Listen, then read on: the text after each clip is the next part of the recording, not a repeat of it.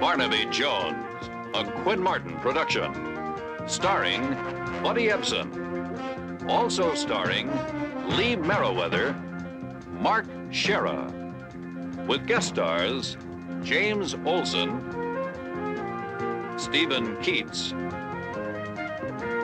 Gregory Harrison, special guest star Christine Belford. Tonight's episode, Blood Vengeance.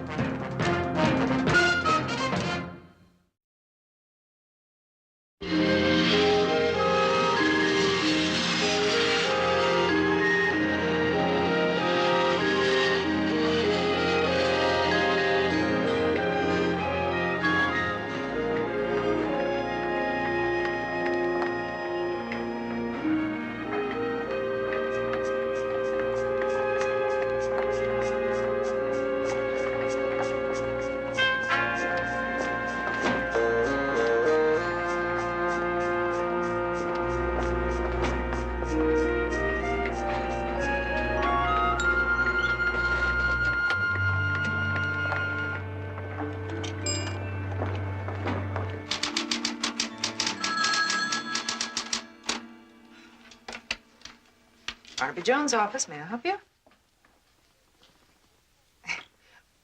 Well, yes, he is. Just a second. Someone wants to talk to Big Cousin Barnaby. Would that be you? There's only one of my relatives that calls me Big Cousin. Hello. Is this my little cousin, Monroe from Chicago? You betcha. I finally made it to Los Angeles. Just now got off the plane. Well, I'll be doggone. Why didn't you let me know you were coming? Well, the trip came kind of sudden-like. I got a lead on the man that shot my partner 6 years ago, Barnaby. I thought the Chicago police had given up on that case. Yeah, they did. I'm out here on my own time. Look, why don't I get situated in a motel? I'll give you a call, and maybe we can get together later. Motel? You're not going to any motel. You're going to be my house guest here as long as you want to stay. Now, tell me what airline you came in on, and I'll be right over to pick you up. I'm at Transcon. I'll meet you out in front of the terminal. I'll be right over. Little cousin. Haven't seen him in 20 years. Oh, Betty, you better proofread this. All right. I'll be back in a little while.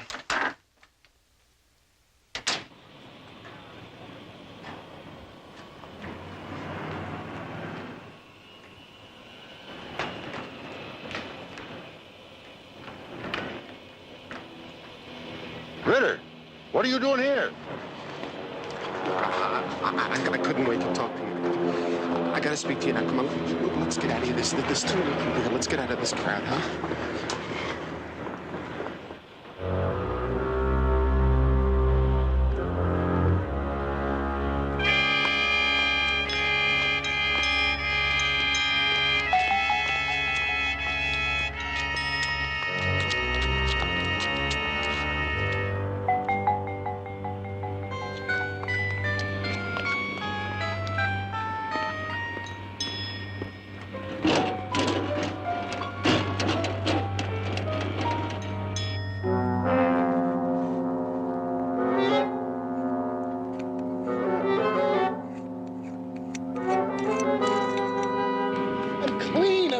Come on, what are you being so hard-nosed for all of a sudden? We're supposed to be on the same team, aren't we? Turn around. Look, I thought you and me had a deal, huh?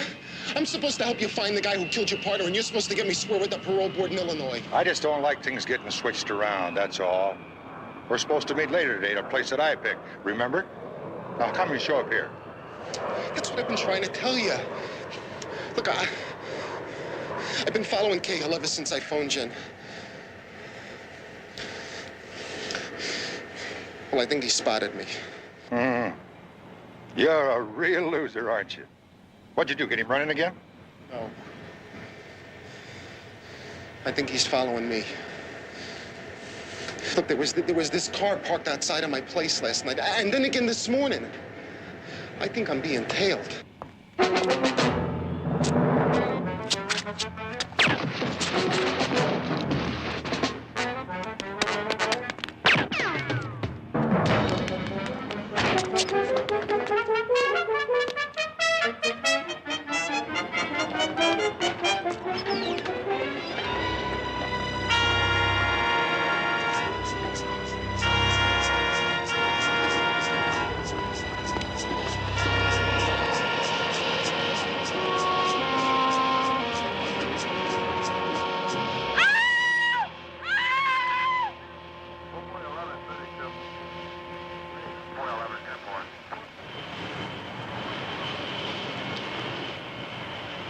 His ID says he's Monroe Jones, Sergeant, Chicago PD.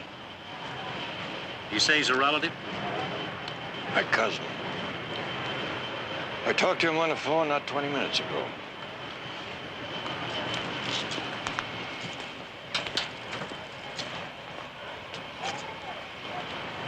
Sorry, Barnaby. Were you very close? Saw each other once in a blue moon, but he was kin.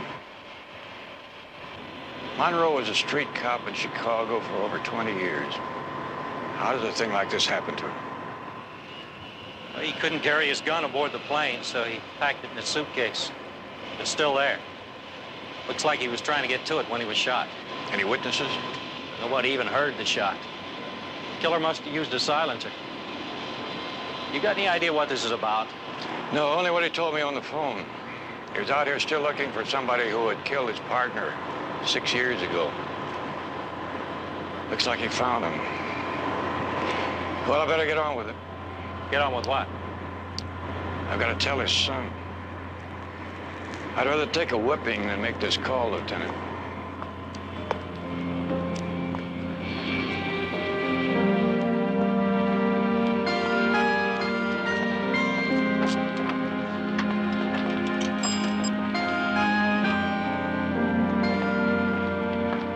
Hello, operator. I'd like to make a long-distance call, please.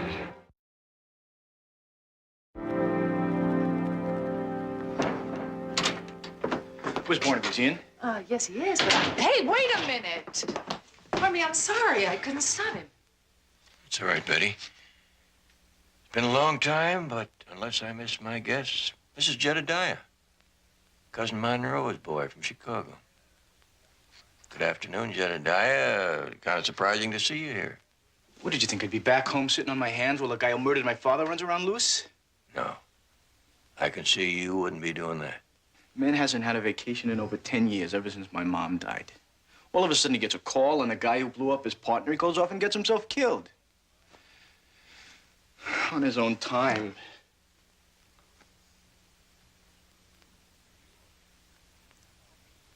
Are you all right? I'll be terrific. Just great. As soon as a guy who did this gets nailed. So what are you doing about this, Cousin Barnaby? It's been 7 hours since my father was murdered. 7 hours. And from what I can see, you're just sitting around your office not doing a damn thing about it. Oh, now hold on. Listen, I realize you're upset, but that's not fair, and it's not true either. It's all right, Betty. I can speak for myself. Matter of fact, I was just going over this file. What is this? It's a Chicago police file on that shooting 6 years ago in which your father's partner was killed. How'd you get a hold of this? Twisted a few arms and bent a few rules. Dad had a blow-up of this on his desk at the station and at home. Getting KO was really an obsession with him.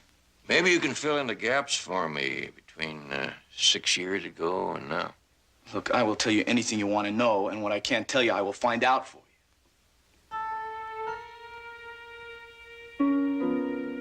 Listen, I'm really sorry about the way I just came charging in here just now. That's all right. We're all kind of wound up about this thing. Maybe it would calm us down a little if we had a bite to eat. Unless it's too early for you, Jedediah. No, I guess not. Still on Chicago time. Well, let's go.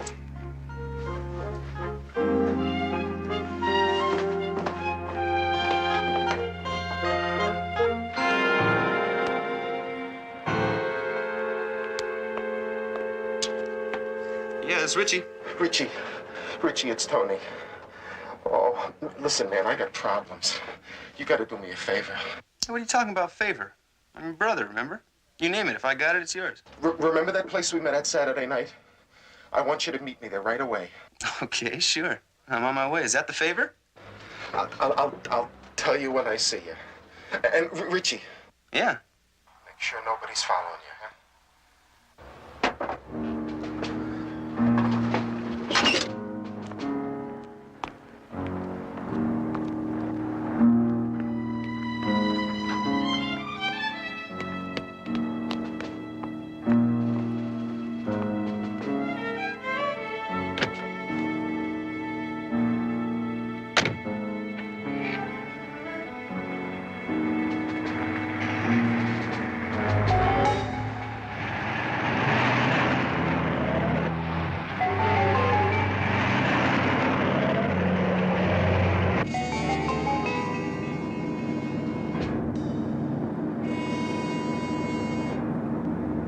Just a hamburger for me. You know, when I first heard about that, I felt like somebody kicked me in the gut. Still does. Yeah. Well, Jedediah, you just gotta give it time. Yeah, sure. So, you graduated from law school? Yeah, I'm preparing for the bar right now. Look, can we get on with this? How much does this report have on Walter Cahill? Well, according to this, the last anyone saw of Cahill, he was running from an underground garage of a Chicago Loop hotel after having shot and killed a policeman. He got away with $500,000 worth of diamonds that he took from a jewelry salesman. You know, even after fencing those gems, he could have wound up with enough of a stake to disappear somewhere and start a new life for himself. You think he did that? That's what I would have done if I burned a cop. Dad. You know, he never really forgave himself for not sticking with his partner that night. But it says in here that he went back to the car and radioed for backup units because he knew Cahill was still in the hotel. I know, but he still blamed himself. That's why he kept on looking for Cahill. It's like a crusade with him. I used to think it was bananas on the subject, but you better believe it's my crusade now. What was the lead that brought Monroe out here? Some small-time hood named Tony Ritter. He jumped bail back in Chicago. Dad got a call from him last night. Ritter knew Cahill from the old days. Anyway, Ritter said he spotted Cahill in L.A. and he would finger him if Dad would square things with the parole authorities. What do you know about Tony Ritter? What do I have to know? All I have to do is find him. He'll lead us to Cahill. It's simple. Yeah, we could probably find Tony Ritter all right, but after that, Jedediah, it may not be all that simple.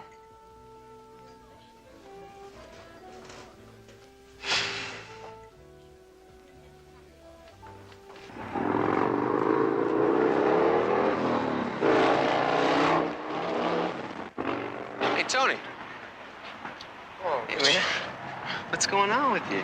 Some spooky phone call. spooky ain't the half of it, man. There's some guy that is trying to blow me away.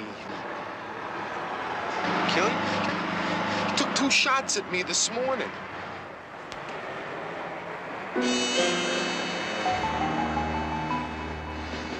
Look, I gotta get out of town. You got any bread? Right now, I'm pretty lean, man, but I'm drawing my pay Thursday for the big plumbing job I've been doing. I could be dead by Thursday. Can't you ask your boss for an advance, some money, something? I can try, Tony. I don't know if it's gonna work out. The guy doesn't know me that well. I worked for him for 2 weeks. I'll do it. I mean, I'll try to get the money from him. Look, if there's anything else that I can do, just tell me. I'll do it.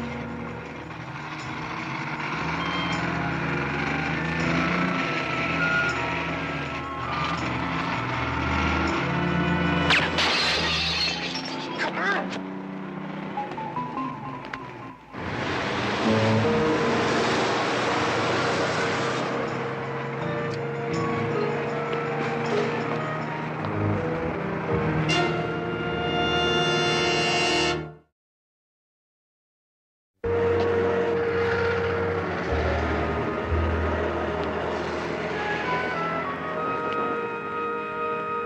Barnaby, what are we gonna do? Wait around here all morning? Well, I hope not. That depends. On what? Well, when my informant comes by. You mean that's what we're doing here? We're waiting for a pigeon? Oh, come on, Barnaby. Why don't we go out and look for him instead of just sitting around here? I wouldn't know where to start looking this time of day. See, my informant is in and out of a lot of bars along here. In and out of bars. Sounds like a lush. Well, as far as I know, seldom takes a drink. Either that or...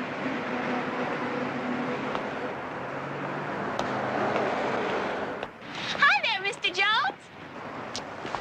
Morning, Sue Ellen. Oh, this is my cousin's son, Jedediah, from Chicago.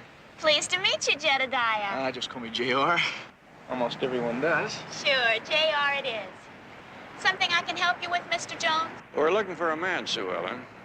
Well, that's what I do best, they tell me. Any particular man? You know a fellow named Tony Ritter, just out here from Chicago recently? Small world, yeah. But I haven't seen him around lately. Seen his brother, though. Tony had a brother? Yeah, Richie, but I didn't know he was out here, too. Any idea where Tony lives, Sue Ellen, or Richie? Oh, gosh, honey, I wouldn't know that. What about jobs? They must work. Well, Richie works, I guess. Yeah, you know, he must be a working man, because sometimes he comes around wearing overalls. Anything special about the overalls? Name sewed on, anything like that? No. But yeah, there's this picture on the back, and it's one of those things that you turn on the handle and the water comes out. Faucet? Yeah, that's it. And underneath it says plumbing. Yeah, plumbing. Does that help any? Yeah, helps a lot, thanks. Don't mention it. Nice to meet you. Remember, any friend of Mr. Jones is a friend. Know what I mean?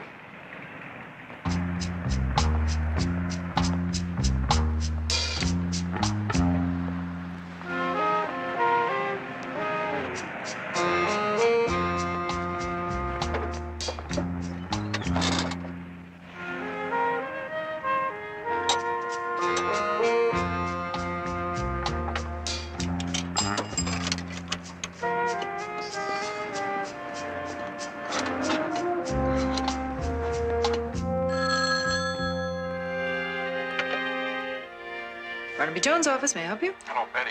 I got a chore for you. Call the local plumbers union and see if you can find out where a Richie Ritter is working.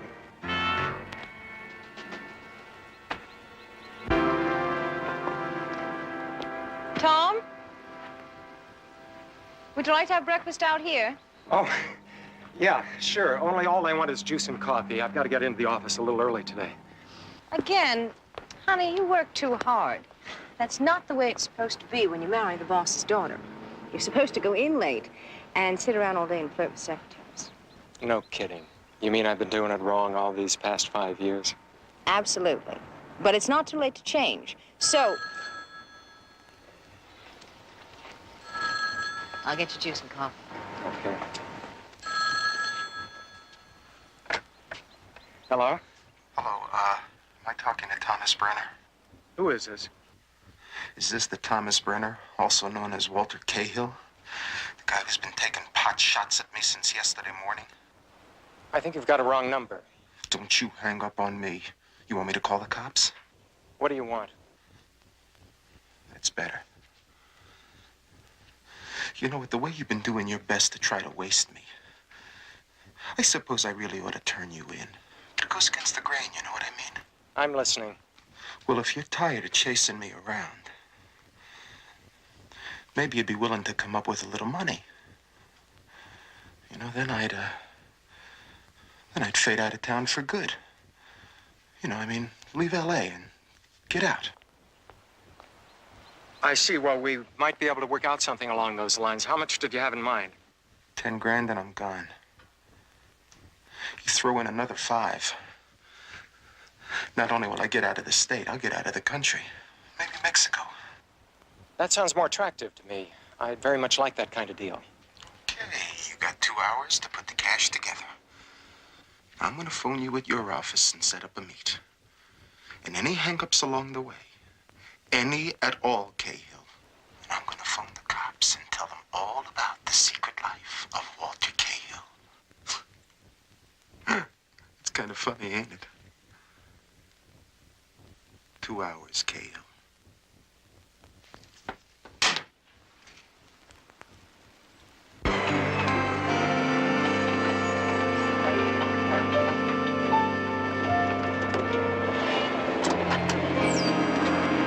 We'll run up to the next one. Hey, Ritter. Phone call for you. Sounds like the same guy that's been trying to reach you for about an hour and a half. Yeah. Richie, it's Tony. Listen, I turned the whole thing around. You know this guy that's been gunning after me? Well, I phoned him, and he's gonna pay me off. Now, what do you say you quit that job and you and me head for Mexico today as soon as I collect? Hey, slow down. Tony, you're not going to meet that guy. Listen, wait a minute. I didn't tell you the best part. The payday is 15 big ones, kid. 15 cow. I don't like it, Tony. I mean, how do you know he's not just getting you alone someplace so he can... We're not gonna be alone. I'm meeting him at a big shopping center out in Bay Ridge. There are gonna be people all over the place. He wouldn't try anything there. I don't know. I got a bad feeling about it, Tony.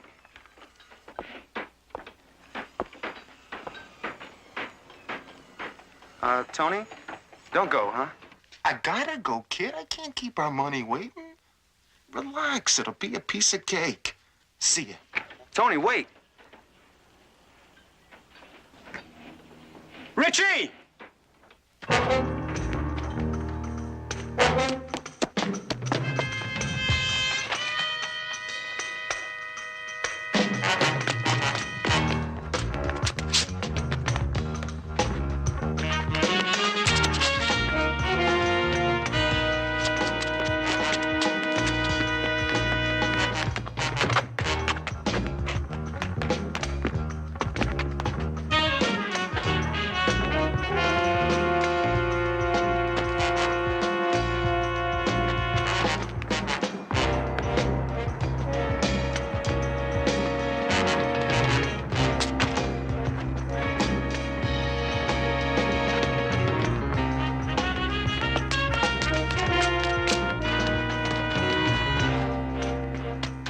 Hold it. You could have saved yourself a lot of running, Mr. Ritter. Just wanted to talk to you. My name's Barnaby Jones. I'm a private investigator. Had a hound dog like that back in Tennessee. Was a fool for chasing rabbits. Used to chase them in a great big circle. Just stood in one place, your meat would come right to you. Hold it, Jedediah. That's... You don't think this creep is gonna volunteer information, do you? Mr. Ritter, I'm sorry about Jedediah. He's upset because his father was murdered yesterday. Unless I miss my guess, the man who did the killing is the man that's looking for your brother. Is that the reason you took off when you saw us coming? I've already been shot at once with Tony yesterday. Did you see who did the shooting? Where's your brother now? The only reason we want to know is we'd like to get to him before Cahill does, because if we don't, well, your brother's probably told you the kind of a man Cahill is. Well, that's what's so crazy about it. Tony going to meet Cahill. He's gonna what? Some kind of deal going down. Tony's getting money from Cahill to keep quiet and to get out of town. Where? Where's the meeting? Bay Ridge Plaza, big shopping center. What kind of a car did your brother drive? An old beat-up two-door, white.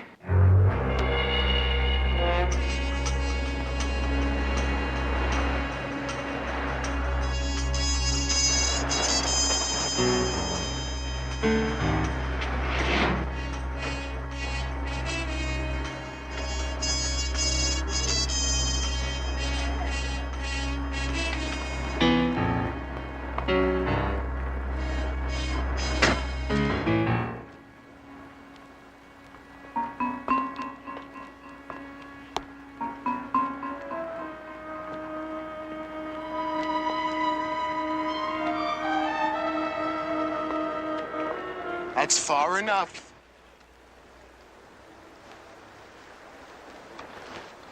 How does it feel to be on the other end of the rope, you creep? Oh, relax. It's all just like you ordered. 15,000 in small bills. Makes a nice bundle, doesn't it? Open it.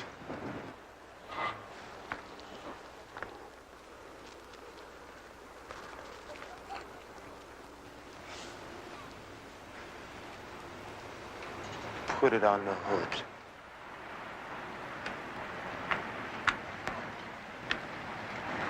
Right here? That's right. Now turn around and disappear, sucker. Have fun in Mexico. But don't drink the water.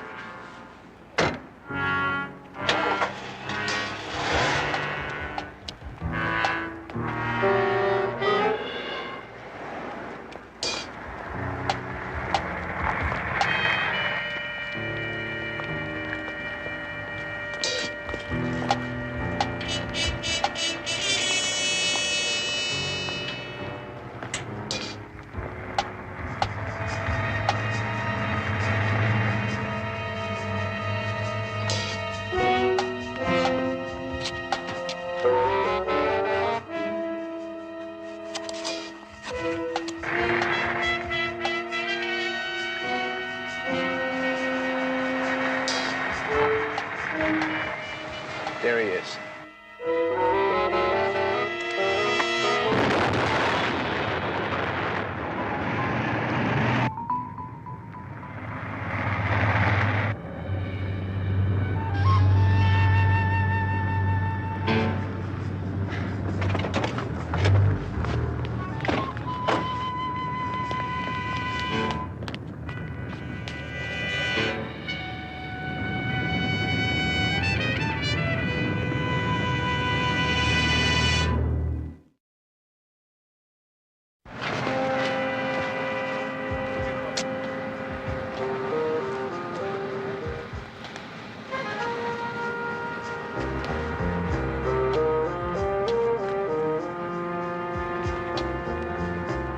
Looks like Tony Ritter hanged do with Cahill. Yeah. And it blew up in his face. I know he wasn't much. He's in and out of trouble all his life. But he was my brother, you know? My big brother. Did Tony spend the night here? After we got shot at, yeah. He was here all last night and this morning after I went to work. He never told me what was going on. He's trying to protect me, I guess. He probably set up the Cahill payoff by phone from here, since the phone company keeps a record of toll calls. Except I haven't got a phone. So we'd have to have used the payphone out in the hall. Well, there goes out lead. No record of calls on a payphone, right? Well, it wouldn't do any harm to check, in case he made any long-distance calls. They might remember.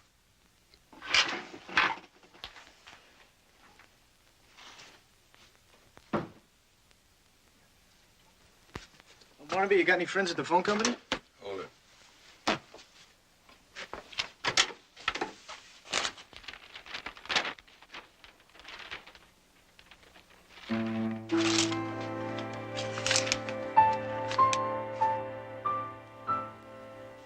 Uh-huh. Whoever wrote this was pretty interested in that last number there. You recognize the handwriting? Yeah, it's Tony's. Well, thank you, Richie. You've been a big help. Rich, listen, man, I'm really sorry about your brother. Really. I know how you feel.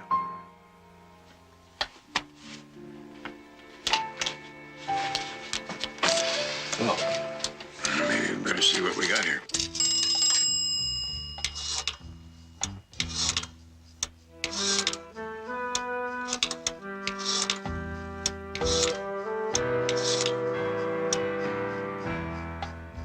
Oh, hello.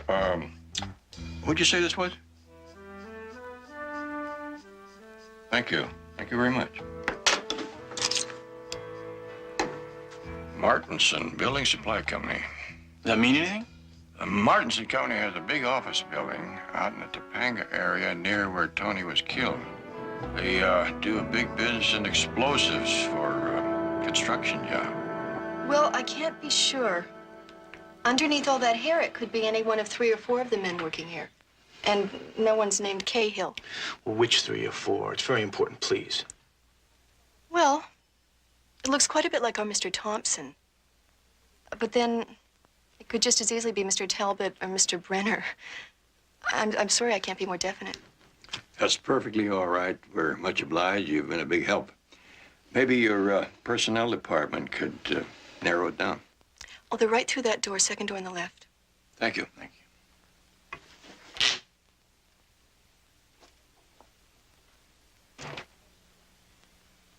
What were those two after? They're doing some kind of investigation. They showed me an old police photo and asked if it looked like anyone who works in the office. Did it? Well, like I said, with a lot of imagination, it could have been Jim Thompson or Mr. Talbot, or even you, Mr. Brenner. Oh, even me. Maybe my lurid past is catching up with me. Oh, yes, I'm sure.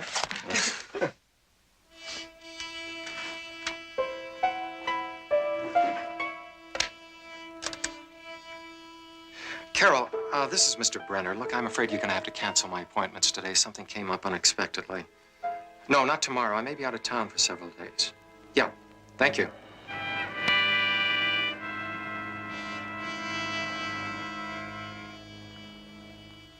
No, I told you, Tom came here from Miami. He's not from the Chicago area at all.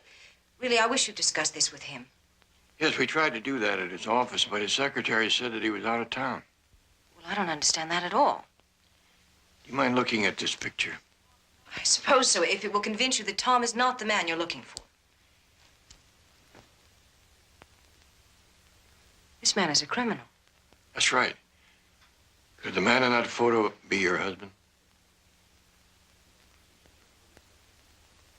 Mrs. Brenner, what do you think? Is that Thomas Brenner? No, I've never seen him before.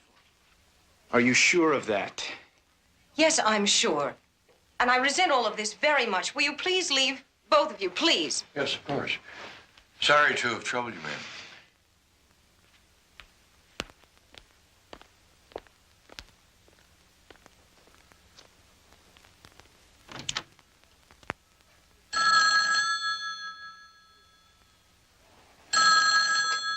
Hello? It's me, Lois. Tom? What's the matter? You sound upset. There were two men here just now. They showed me a police photograph. It was you in the photograph, wasn't it? The two men, what did you tell them? I told them they must have you confused with someone else. I lied. Good. Lois, meet me at the Spindrift, at the marina. Just meet me. I'll explain everything. At the Spindrift. All right, Tom.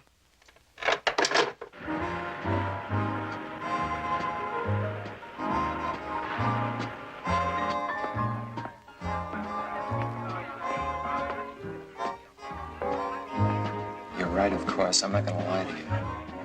It was me in the police photo. Or anyway, the man I used to be. Then you do have a record, and you're wanted now. Yeah. I've got a past. And one I'm not proud of, believe me. But it has nothing to do with the way I am now. I've changed since then, Lois. Thanks to you, I'm a different man now. I want to believe you. I know this must be such a shock for you. I've lived with you for 5 years. I thought I knew you better than I know myself. I love you, Lois. That hasn't changed. If you never found out about my past, it wouldn't have made any difference, would it? No, I guess it wouldn't. Lois, what we were talking about before, a different kind of life away from all the pressures. Well, I want that now, for both of us.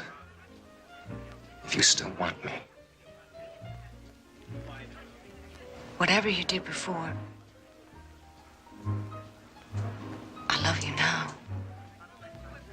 Lois, this business of my past, if it should be catching up with me now, well, Santa Barbara isn't far enough. We might have to go farther, a lot farther, and not look back. You mean leave my family, all our friends? It's possible that it might come to that. Could you do it? I don't know. If we have to.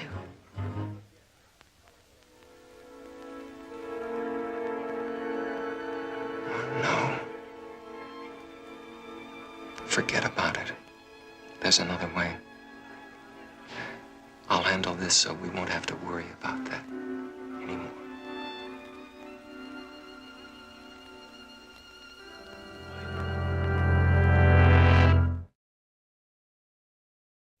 Now, those three names that you got from the receptionist at Martinson's Building Supply. The two first, Thompson and Talbot, check out all the way down the line. They are who they say they are, and they came from where they say they did. That leaves Thomas Brenner. The owner's son-in-law. The story on him is he came from the Miami area about 5 years ago, used the money that he got from a sale of a demolition business and bought into Martinson's Supply. Baloney. He used the money from the jewel heist for that. It's very possible. Because according to that nice Southern gentleman down at the Dade County Hall of Records, there's nothing to show that Thomas Brenner ever owned or sold such a business in Miami. I think Thomas Brenner's a phony. Brenner is Walter Cahill, all right? There cannot be any more doubt about that. Seems to fit all right, especially when you delve into Cahill's record. Find out that he was once convicted for a safe blowing. That ties in with the manner in which Tony Ritter was killed. All we have to do is find it.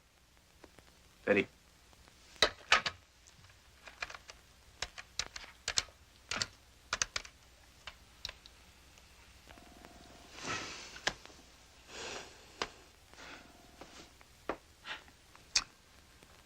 No answer at the Brenner household. Well, it hardly seems likely that he'd be sitting around the phone waiting to hear from us.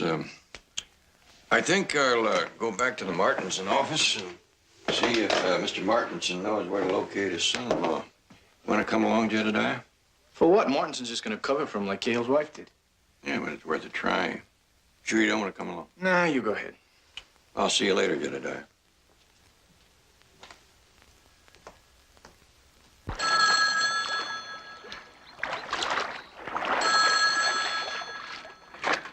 Hello?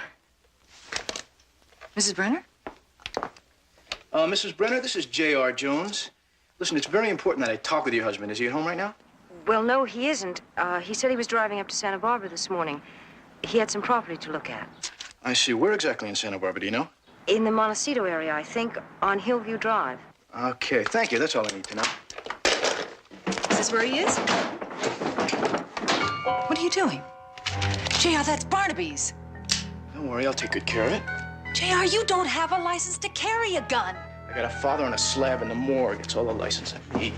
JR, please. No, you are going to stop and pick up Barnaby, aren't you? Betty, it has nothing to do with Barnaby anymore, just Cahill and me. JR, please don't go by yourself.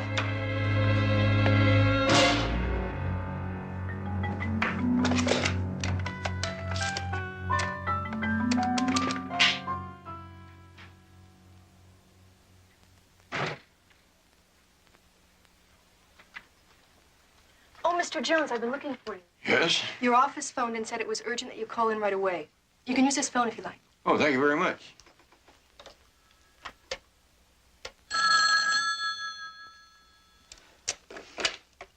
Barnaby Jones' office? Oh, Betty, you were looking for me? Yes, it's JR.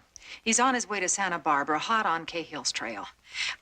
Barnaby, he took your spare gun. There was nothing I could do about it. Where in Santa Barbara? Montecito area. Hillview Drive.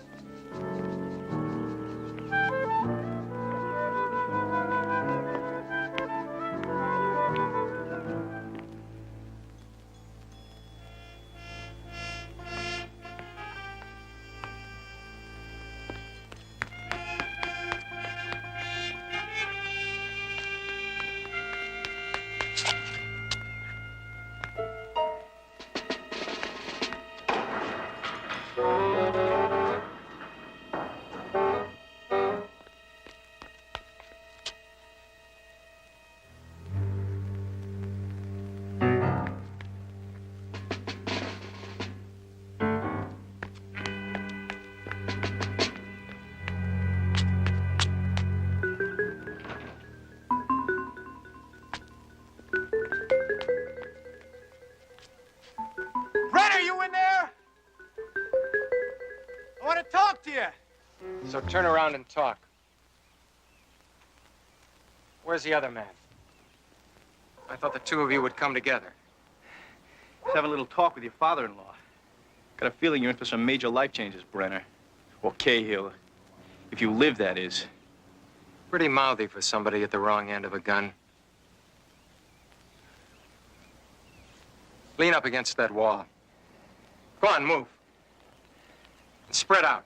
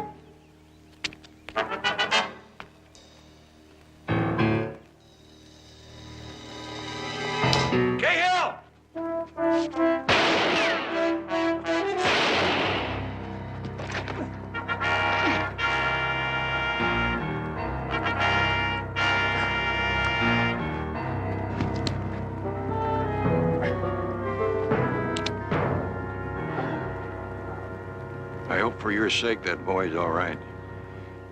You've done enough to hurt the Jones family already.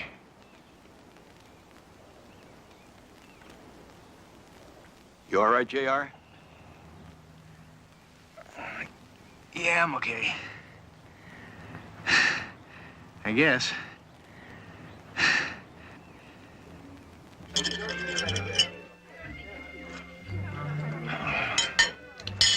I don't know, Barnaby. What do you think? Think he's found his appetite yet? You probably have time for a little dessert before your plane leaves. What do you say, Jedediah? Sure do. Anyway, there's always another plane, right? By the way, I want to thank you for saving my neck. Yeah, you did cut a little fine for comfort there. I'm glad I got there in time. Well, you were right about taking it nice and slow and easy. Guess I kind of went in there a little too eager. Almost got myself killed. Well, who would have known that Cahill qualified for a black belt in karate? I may have had trouble with him myself. Well, I certainly found out. Now, I'll tell you something. Really beginning to like it out here. I don't know, I think I might want to stick around a while. That's a great idea. What about it, Barnaby? We can always use some extra help, can't we? Don't you have to go back to Illinois and study for the bar? Well, I can always start studying for the California bar. Listen, it can't be any tougher for a young lawyer out here than it is back home. Now, if you could just pay me enough money to live on, Well, now, how can you say no? I mean, after all, he is kin. Haven't said no yet. Gotta think about this. You know, kin or no kin, you would have to earn every dollar of your wages. And occasionally take some advice from somebody older and more experienced. Because you do tend to be muley now and then. well, that trait kind of runs in the family. What'd you say? Nothing, you got yourself a deal. To the three of us?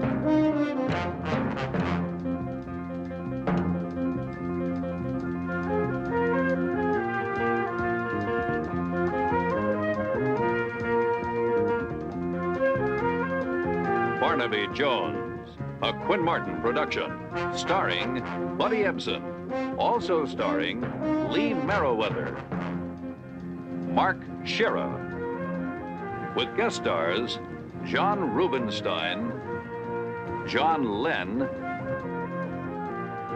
Susan Sullivan. Tonight's episode, Deadline for Dying.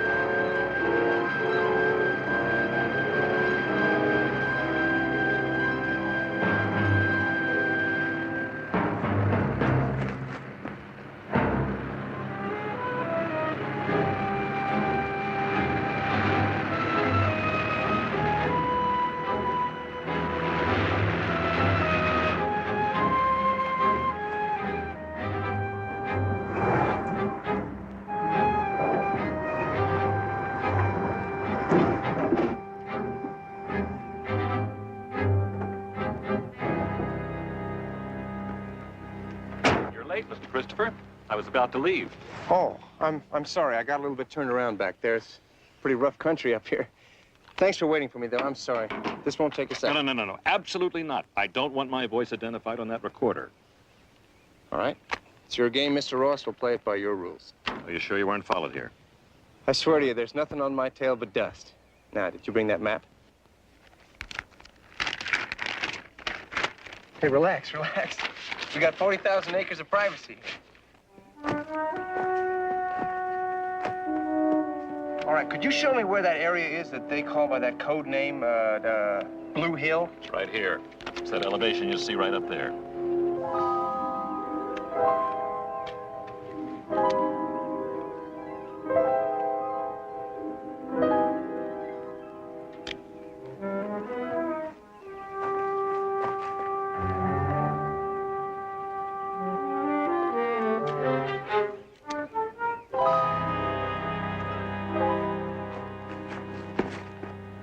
Okay, Mr. Ross.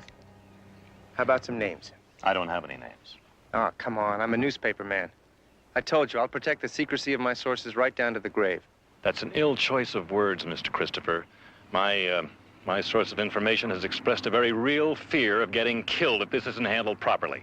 All right, but you're a member of the State Land Board. It makes perfect sense. And that's the only reason that I'm talking to you. I believe that I was tricked into voting what I thought was in the public interest. All right, but even so, as a member of the board, it makes perfect sense that you should have some knowledge of the names yourself. See, the last time we spoke, you said that the Land Ecological Association was backed up by about $1 million from a private source. And that's what helped them stop the Stonehurst Company from taking all this over and turning it into a big ski resort. Now, is that true? I'm convinced now that's a fact. This other group wants it for its own purposes. Now, it sounds to me like you've got members of your own board who are being bought and paid for. Who are they? I don't know yet. Mr. Ross, if I don't have names, I don't have a story. Now, is your deep throat going to come through for you or not?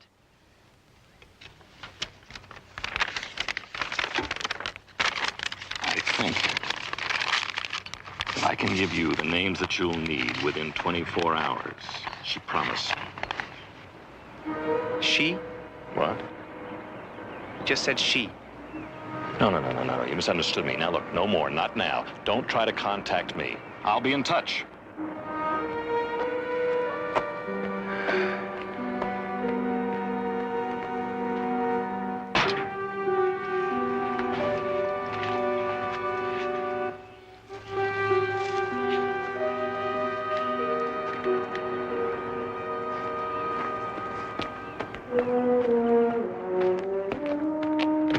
Say, fella, you know what you just did? What? You just talked yourself to death.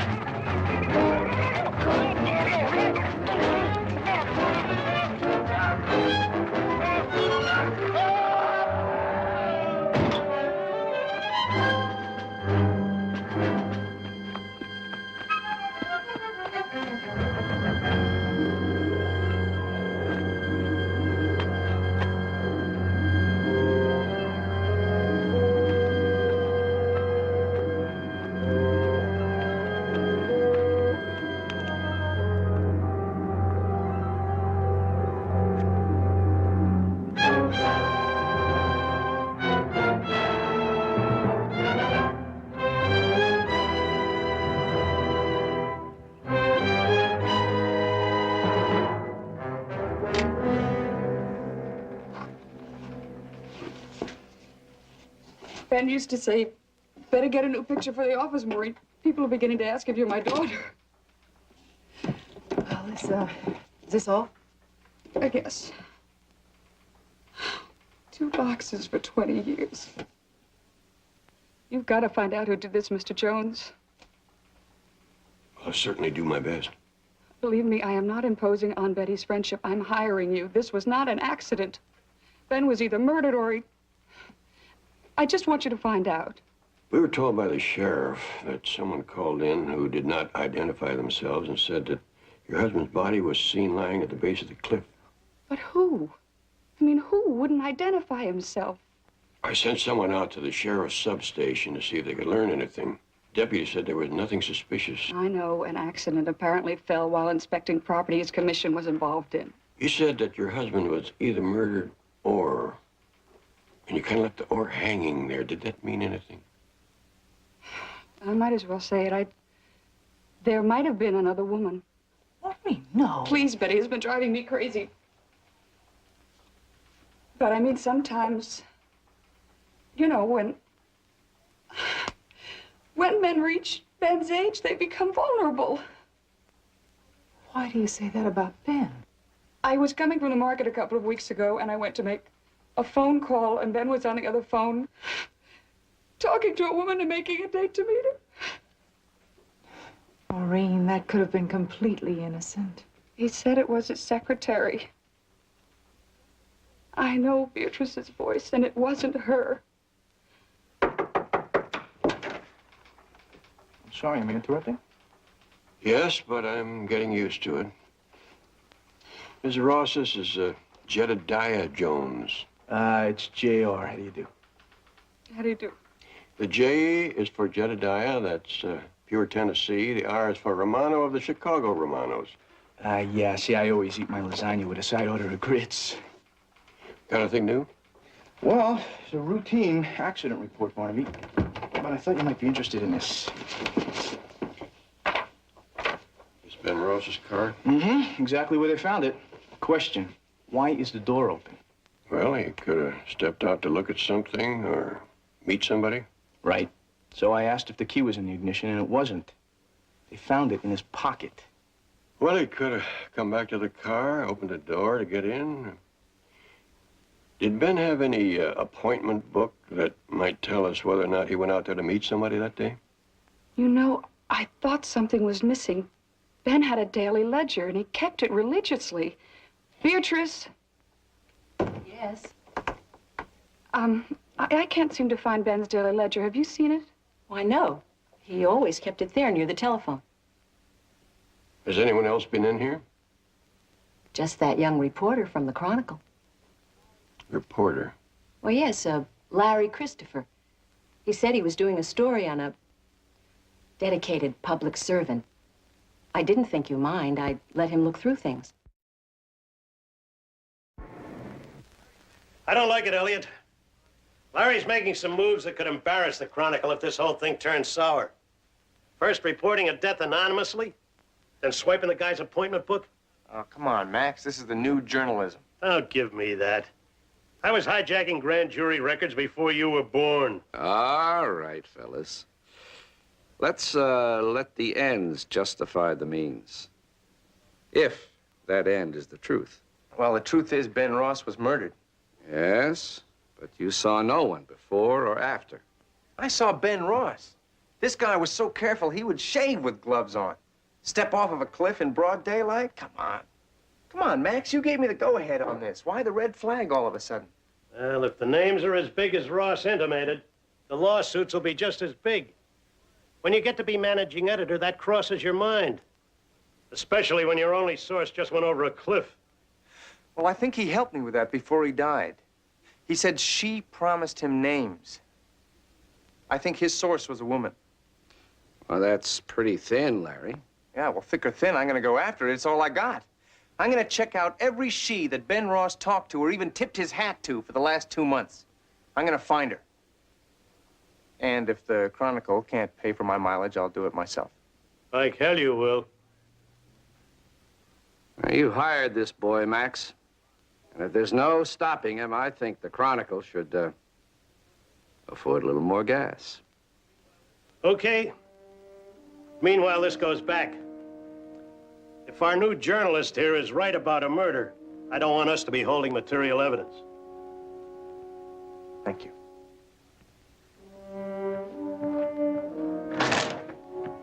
Keep an eye on him, Maxim, and keep me posted. Right.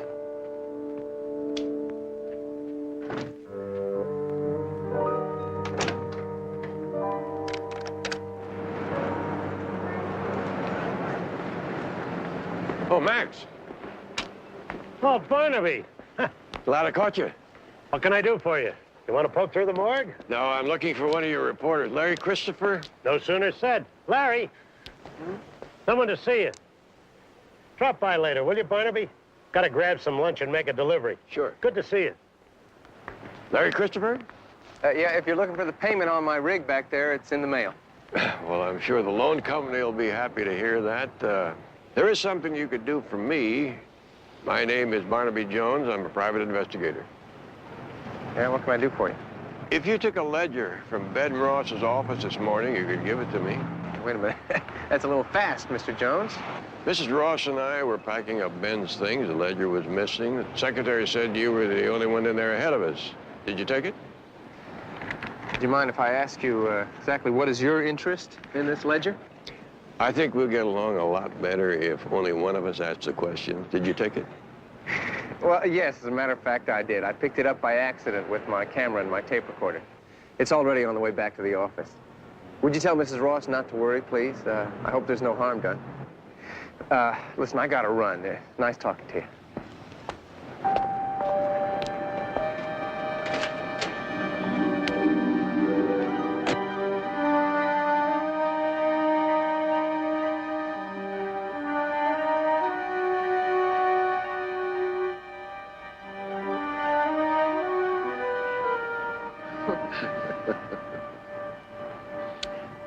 Well, Elliot, when you called, it sounded like old times. That kiss was not like old times. Now, please, Ruth, let's not start in on that again. What's less interesting, darling?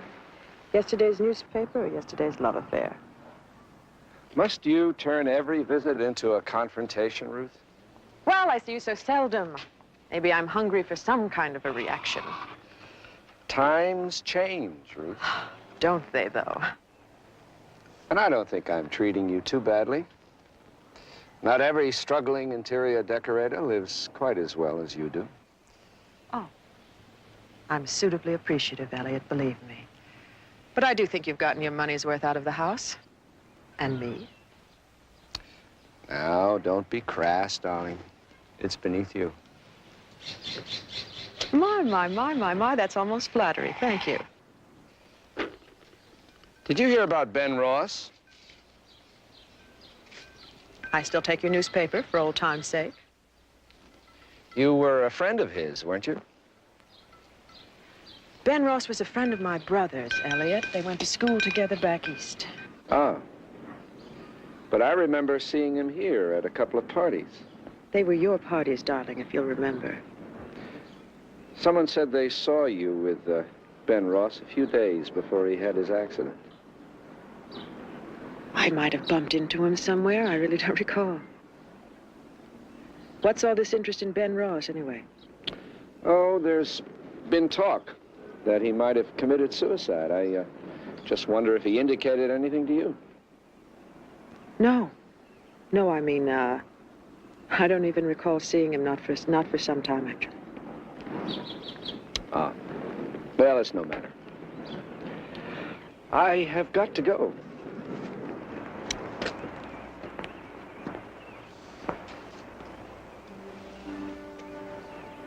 Take care.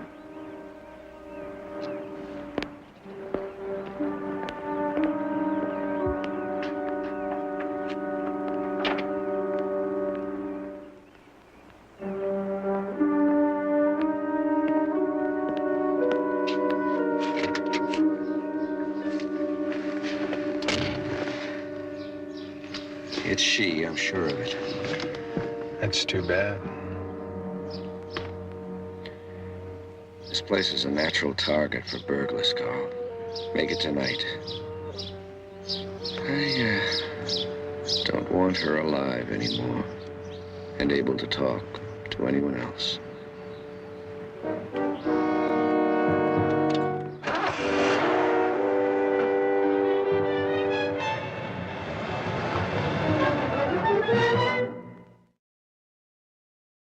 Catch Larry, Christopher?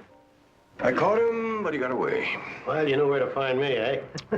Well, Max, you are a creature of habit. You've been having lunch in this place every day for 20 years. Almost.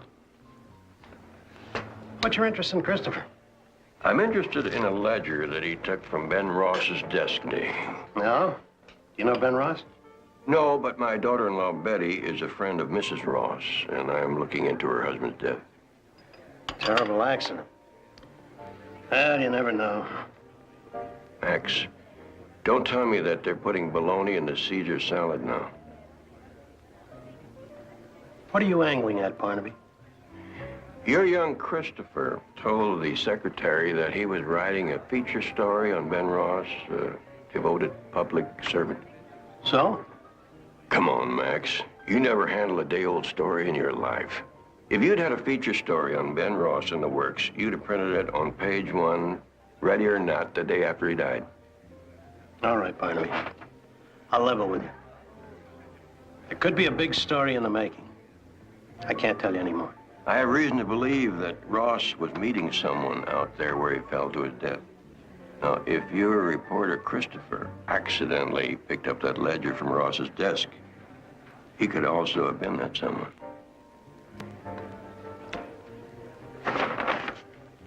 Here's the book. I was going to return it after lunch. I'll save you the trip. Fair enough. And I'll save you some legwork. I promise to keep it to yourself until we know it all. Max, have you ever known me to unintentionally hurt anybody? Ben Ross learned from someone. That whole Land Ecological Association was a phony front. Someone wants that land bad. For some other reason. Who? Unfortunately, Ross died before his source could tell him. Was there a woman involved? Why do you ask? No reason, but there are some loose ends. Did you notice that somebody tore 3 pages out of this ledger? I wonder who that could have been. I wouldn't know.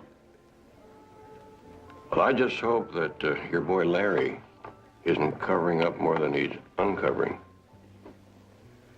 Actually, the Stonehurst Company was asking for a long-term lease on only 9,000 of the 40,000 acres. Flat fee, plus a graduated percentage of the revenues when the place became a ski resort. What about the Land Ecological Association? That's where it gets a little fuzzy. They had a corporate charter, but it's now listed as inactive. They were going great guns about a year ago. Gangbusters. I was talking to one of the guys I met at the ad agency here, and he said that he figures the association must have spent more than $1 million on advertising and promotion to, quote, save the wilderness for the people. Was that a bargain? Well, I talked to one of the girls in charge of circulating petitions and collecting donations, and she said it was a joke. Jokes have punchlines. What is it? Well, Barnaby, the punchline is that the people only donated some $30,000 to $40,000 to the association, which means that close to $1 million came from some angel. You called? Yes, did Beatrice locate those phone numbers that were on the 3 pages that were missing? Every one, she says. They have to keep a record for expense auditing. I cross-checked them all. Suppose you two figure that you can run this office by yourselves, huh? Ah, what's a team without a coach, right? Right. All right, let's check the signals here. Well, Ben Ross called a lot of miscellaneous numbers, which fortunately Beatrice recognized. And then I marked off 2 of the numbers down here that he called on all 3 days. One is his home, she said. What's this one? Well, I would have dialed it, but I didn't want to say the wrong thing, Coach. Surrounded by relatives here. Daughter-in-law, cousin. What do they call that? Nepotism. Good afternoon, Lawson Plaza. Yes, I was just calling to check this number. Is this 5556765? This is the switchboard, sir. I intercepted because apparently the workmen at that number have gone for the day. Well, I was asked to call a party at this number in regard to TV repair. I never would have thought of that. Wallace Blood Jones is a natural bias. Oh, I'm sorry, but the Benningtons haven't moved in their new condominium yet. It's still being decorated. You know, if you call back tomorrow, perhaps one of the workmen there can give you some more information. Yes, thank you very much. I'll do that. How do you like that? What? Ben Ross has been making regular calls to an empty apartment.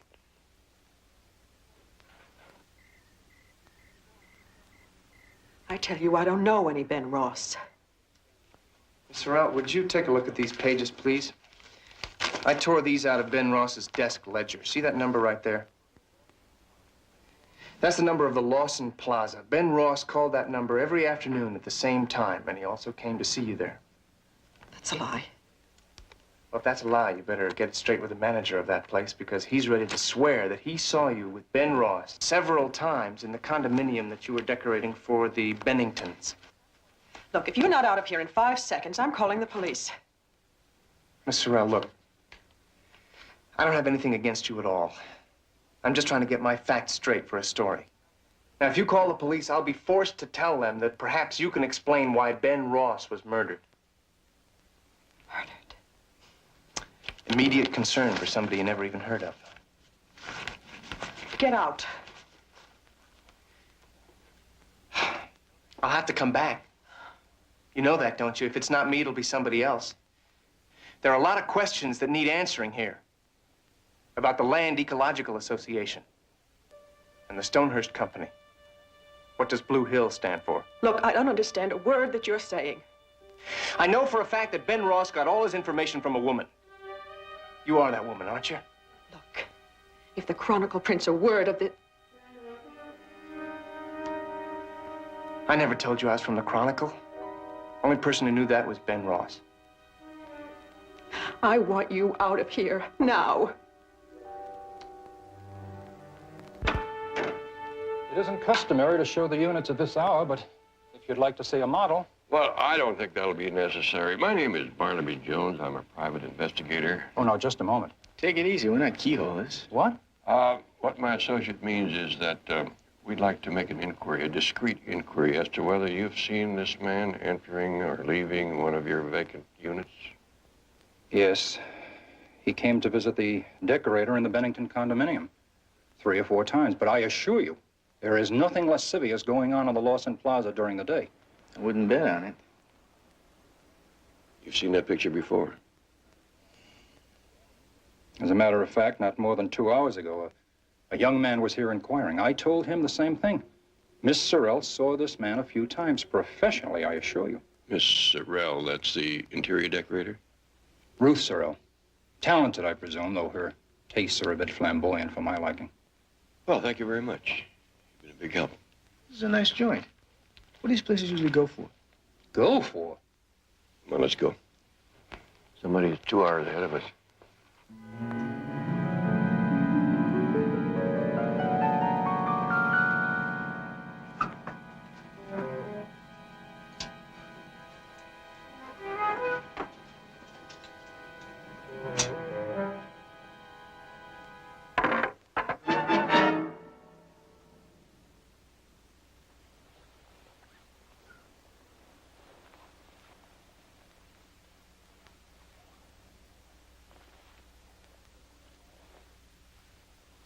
Hello?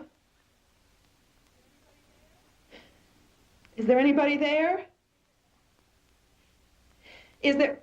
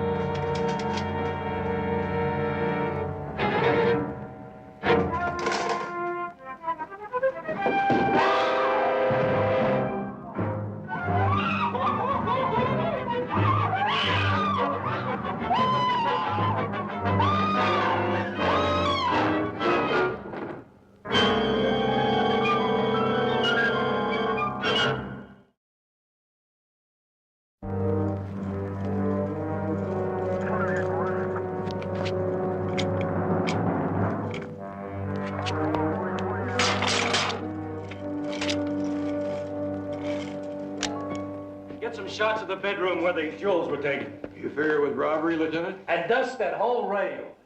Just a snap conclusion, Barnaby. The French doors in the living room were forced open. The jewel box was rifled. She surprised him. He killed her. Robbery, homicide. You can look around, but don't touch. I tell Stan I want those jewel cases shot in place.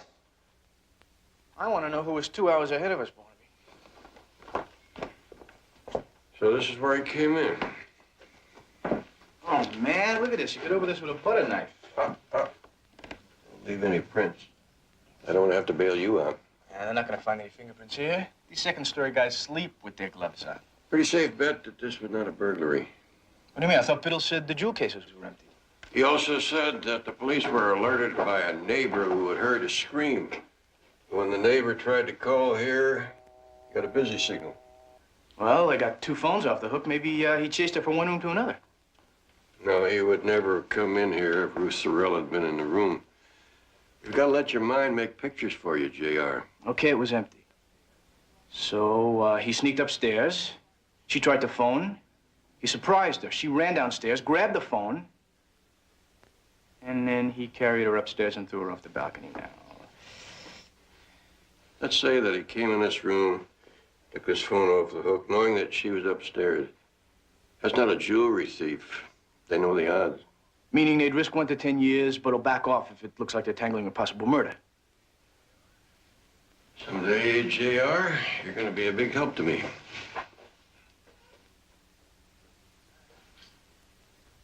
Now that I can picture.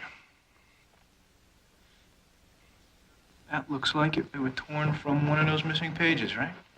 Yeah, when we get back to the office, we'll go in the lab and take a look.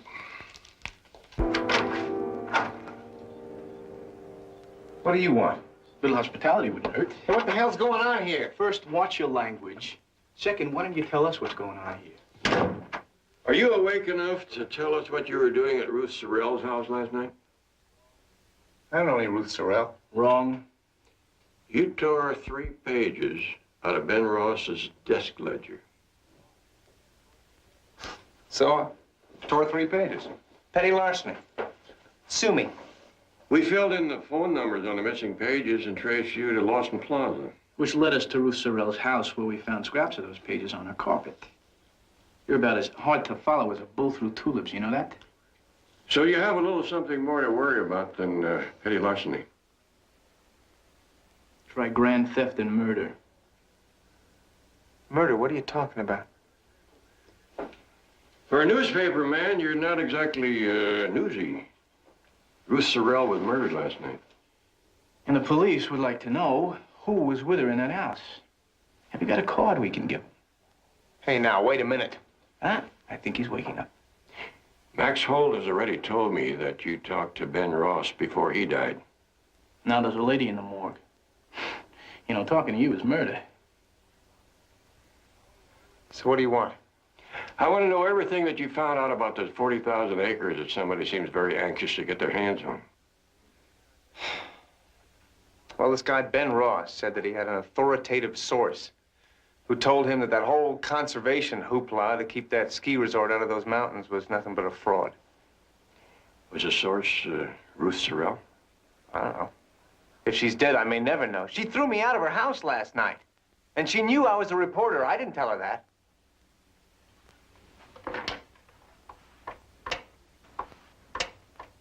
Hey, who are you calling there?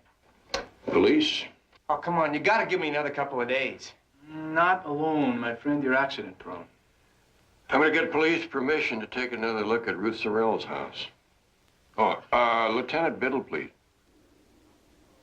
Clean as a whistle. Cops are calling it burglary homicide. They'll hassle the fences for a few days looking for the jewelry, and when it doesn't show up, they'll put the whole thing on a back burner. You're sure it's all here? Hey, no way. I wouldn't hold back the Hope Diamond if it could pin me to a murder one. I dropped a couple baubles to make it look like a hurry-up job. The rest is all there. That's a very professional attitude, Carl. I like that. This ain't exactly amateur night, Mr. Webster. Eliminating people anonymously requires a certain amount of finesse. Yes. I still think there's one left we must eliminate. Young Larry Christopher is going to keep right on digging. I think we should get rid of him.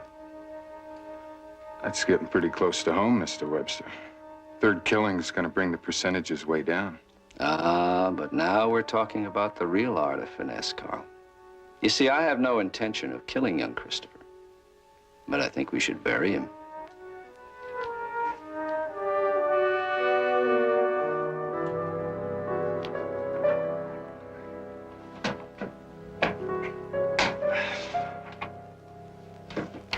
This lady must have been quite a cook. You should see these menus for all the parties she gave. Larry, these names mean anything to you? A. Pellegrini, Hoffman, Winan? No, I told you I was 24 hours short of getting any names from Ben Ross. Yeah, he was probably invited to the parties but didn't know who everybody was. Here's his name. Man, they ate classy at this Blue Hill banquet thing. Look at this. Blue Point oysters on the half shell. I guess you thought that harmonized with Blue Hill. Let me see that. Blue Hill. That was the code name of that big mountain in the middle of that whole tract of land. What do you know? All right. Leave everything right where it is. You have a short memory, Lieutenant. We called for permission, remember? Cuff him. You're under arrest, Christopher. What for? On what charge? Suspicion of murder and extortion. Take him out and read him his rights. Oh, come on. That's ridiculous. Hey, Jones.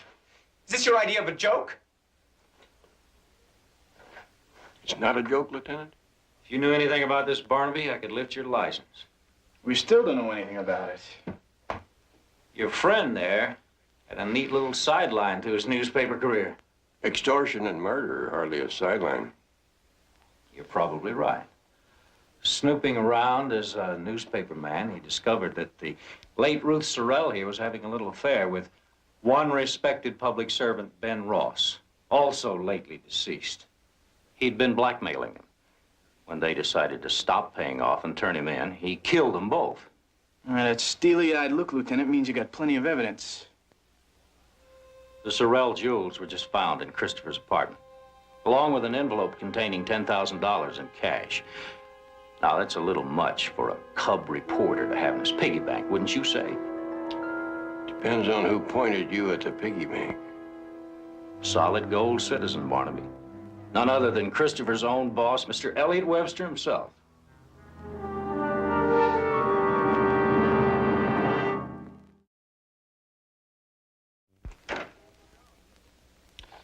Mr. Jones, I'm Elliot Webster. Hello. Hi, Max. Barnaby?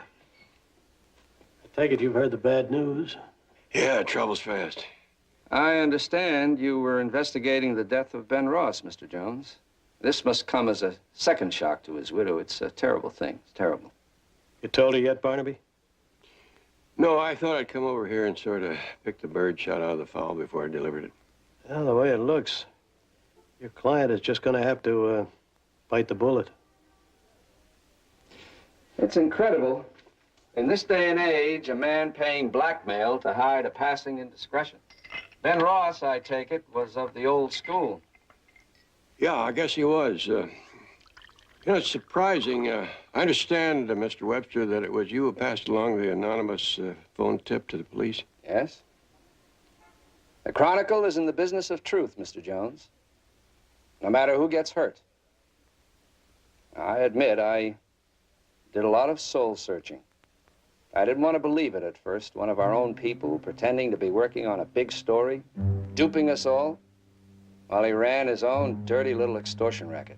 Any idea who the anonymous caller may have been? No, just some lady who said that she was a friend of that woman who was killed, Ruth Sorrell. Unfortunately, her information turned out to be correct.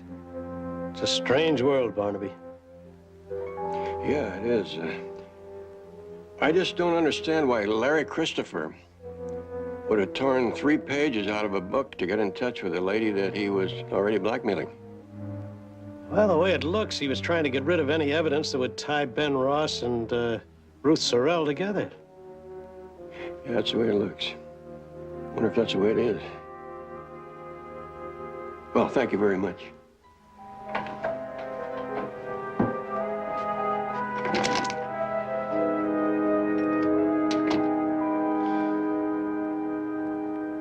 Nah, that doesn't add up, Barnaby. Larry Christopher was looking for Ruth Sorrell, just like we were. So let's go on with your arithmetic lesson. Ruth Sorrell lived in a $500,000 mansion, entertained like Cleopatra, owned a bushel full of jewelry, which Ben Ross certainly didn't buy for her. That guy was strictly a $2 tie man. Barnaby, I think you can afford to give J.R. straight A in math. He's absolutely right about her house, though. Who owns it? Well, the county records show that the house at that address is owned by a Kenray Corporation. Does that ring any bells with you? No.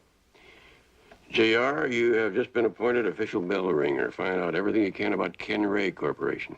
Corporate officers, holdings, subsidiaries, if any, like that? Like that. That young man that worked for the brokerage office that studied law with you, he could be a big help. Right. And keep your eyes open for any reference to something called Blue Hill. I would have knocked, but I always wanted to catch geniuses at work. Hi, Betty. Well, Lieutenant, we knew you wouldn't let us down. This is not voluntary. You had this young Chicago hoodlum of yours call me, making wild threats. Oh? Jedediah? I only said that if he didn't want to be so embarrassed, he'd have to take his sick leave now until his pension came up. I've got it all written down, kid, word for word. Here's a picture of the Sorrell jewels. Oh, will you look at that? And the only one who's embarrassed so far is Larry Christopher. We found them in his dresser. Now, would you mind telling me what this is all about? Lieutenant, I'm not sure that I know myself yet. Oh, come on, Barnaby. But if my hunch is right, the key to this whole thing is not who stole those jewels.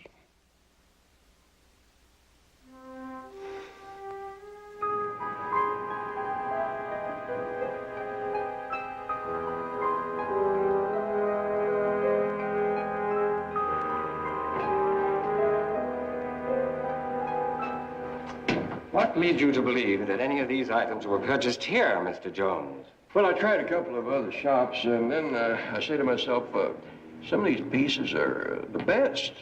They could only have come from here. These two and these three here, they're our work. By golly, you just can't conceal real artistry. You mind telling me who bought them? Oh, I'm sorry. It's not our policy to reveal the names of our clientele. Yeah, I can appreciate that, but since there was a murder involved, I'd try to keep the police from barging in and demanding the same information. Good heavens. Yeah, it does kind of rattle the chandeliers when that happens. In strictest confidence, of course. Of course. I think I remember something about that. Something wrong? Oh, indeed not. The purchase orders were all correct. These items weren't purchased by an individual. They were purchased by a company. The Kenray Corporation? How did you know? Well, that's a company that seems to travel first class. Thank you very much.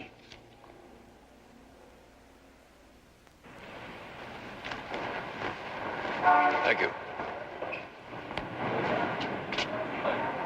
Barnaby! What's the matter with your car? What are you doing? California way to double park. What can I tell you? I learned fast. You learn anything else fast? Well, I have been going through corporate structures and annual reports until my eyes burn, and let me tell you, the Kenray Corporation is big, believe me. What are they into? Everything from textiles to mining, you name it. I found at least 20 companies they own so far. Mining? Yeah, here it is. The Sun Future Mining Company, Copper. Copper? Blue Hill. I wonder if... One of the directors is a guy named Pellegrini. Sound familiar? Yeah, he was one of the guests at Our Lady's dinner, you know, with the blue points, blue plates, and... Oh, yeah, the blue plate. Well, it looks like they got a lot more on their plate now, too. My buddy wasn't supposed to tell me this, something about SEC regulations, but there's a rumor that there's going to be a very big copper strike, and the stock is just going crazy. Yeah, that would support a hefty contribution to the Land Ecological Association. Wait. Wait till I tell you the best. The Kenray Corporation is also into paper mills and publishing. Chronicle. Got it, Coach. I want you to go right down and fill in Lieutenant Biddle. Come on, Barnaby, me? Yes, you, Jedediah. You could use a few brownie points. I want to talk to a man about business of truth.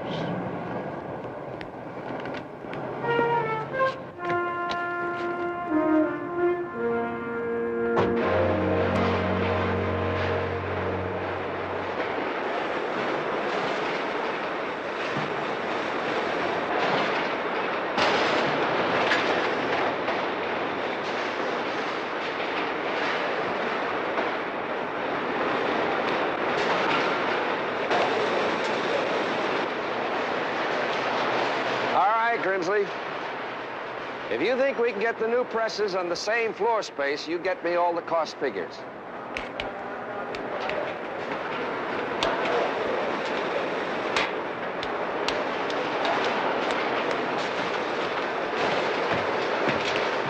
Mr. Webster? Well, Jones, I didn't know you were this interested in the newspaper business. Yes, I'm interested in all kinds of business. Newspaper, mining, matter of fact, anything that Ken Ray Corporation is involved with. I'd like you to come down to the police with me and explain it all to Lieutenant Biddle. What kind of absurd rambling is this, Jones? I'm a very busy man. Yes, I imagine you are very busy. Keeping the truth out of all those pages down there.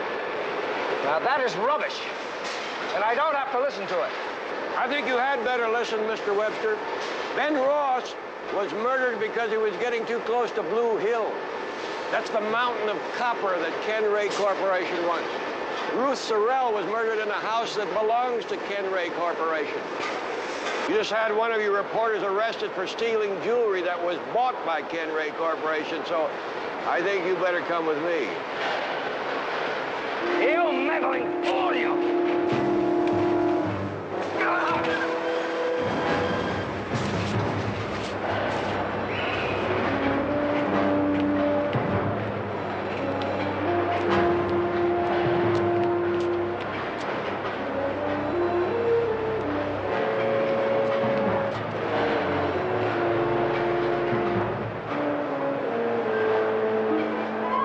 So, in order to get Larry out of the way for good, Webster plants 10 grand and the jewelry at his house, blows a whistle on him. You know how police and whistles are. I suppose you had that all figured out, huh? Barnaby, I want you to keep this guy on a leash. Oh, the Jedediah part, it's just a puppy dog. It's the Romano part that keeps barking all the time. I understand that Elliot's driver, Carl Hickman, has been singing his head off.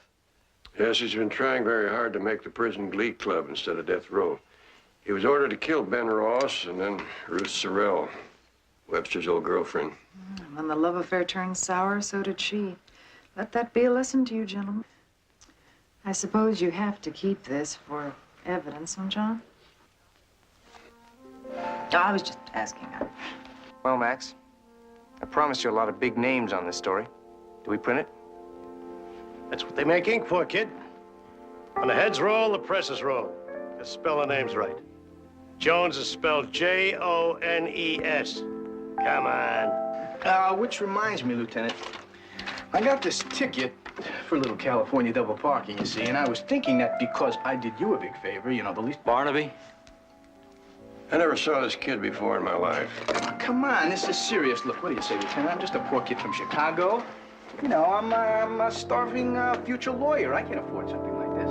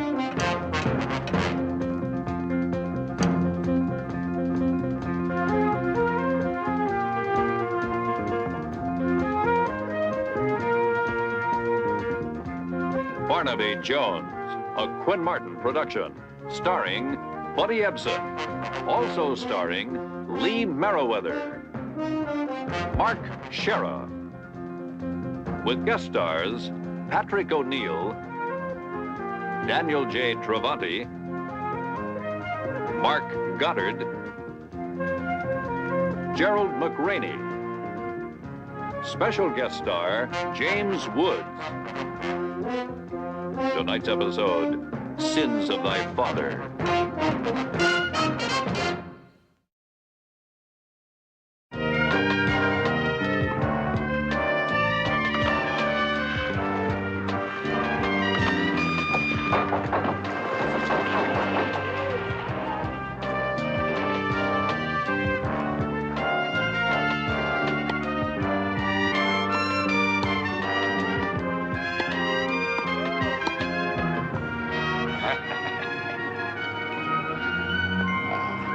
Well, I'm glad you could come.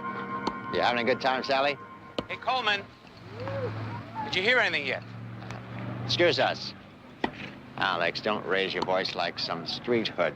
You're in the company of some very respectable people. There's bankers, doctors, lawyers, even a judge. Just worried about the delivery. You should have been here by now. Don't worry, it'll come. Get yourself a refill while I talk to Danny.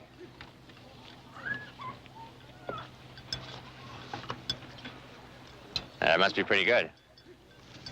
Oh, I figured out who the killer was after the first few pages. Well, why don't you put it down and join the party? Well, I'm comfortable here, you know. Yeah, well, maybe you better get your reading done now. You won't have much time for it when you get to Phoenix. Dad, about Phoenix, Danny, I don't want to hear about that. I need you there. You need me to run a laundry? Look, the action is here. Danny, this isn't some corner hand laundry. It supplies half the linen for the state of Arizona. Yeah, but somebody's already running it. Yeah, an outsider, not family. I need someone I can trust. Who can you trust more than a son? Reeves, telephone. Besides, Arizona will be good for your asthma.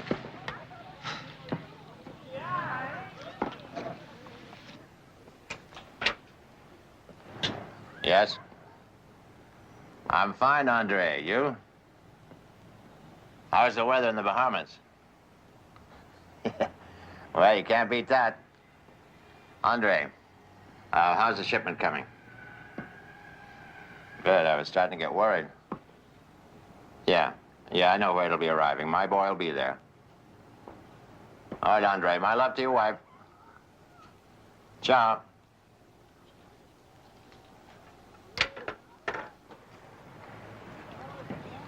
Vance!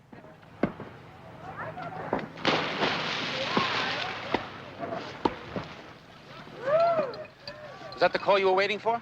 Yeah, it was Andre. He said that, Danny, why don't you go finish Vince's game for him? Take care of Joanna, huh?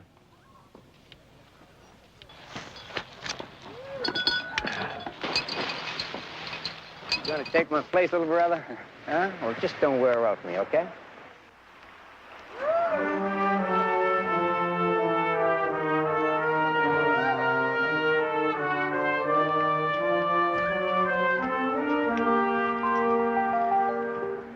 What is it? What's up, Pop? The shipment. It's arriving today.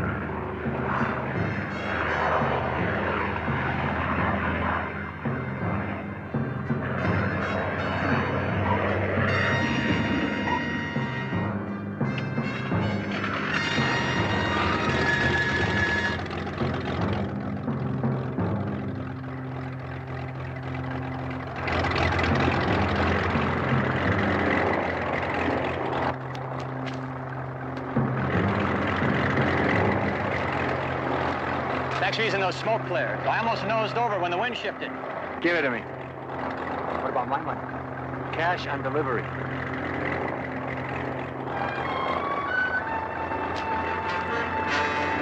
All right, the both of you, turn around. Put the gun on the ground.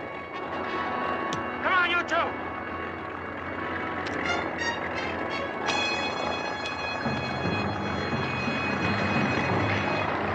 I'll take that. You're making a big mistake, friend.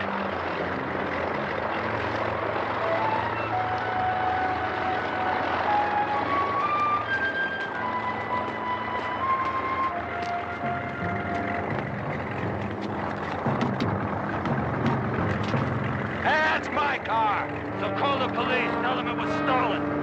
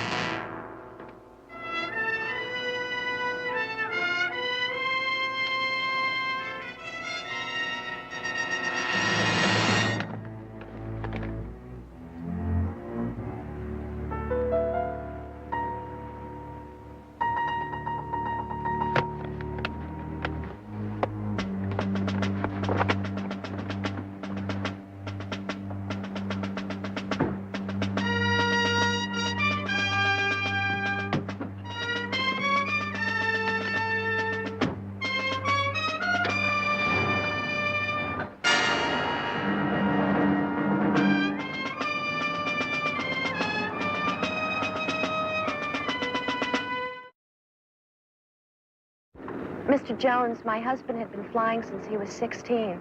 I just can't believe he'd back into his own propeller. I don't care what the sheriff's report said. Well, you know, accidents do happen to the best of us. The fact that he had to put down for an emergency landing... There's something else, Mr. Jones. Some money. Sam was supposed to have $5,000 on him, but it was missing. Why was he carrying so much money? Over the past few months, Sam was hired to fly to the Bahamas by way of Mexico. This was his third trip. He was supposed to get $5,000 in cash for it. Well, maybe he wasn't supposed to be paid until after the cargo was delivered.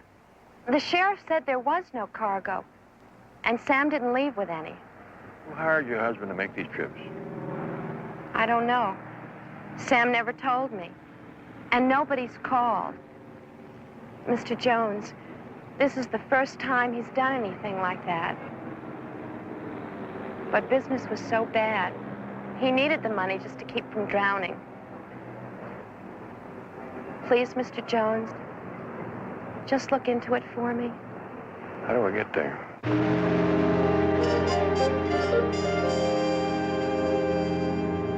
All right. It was my fault.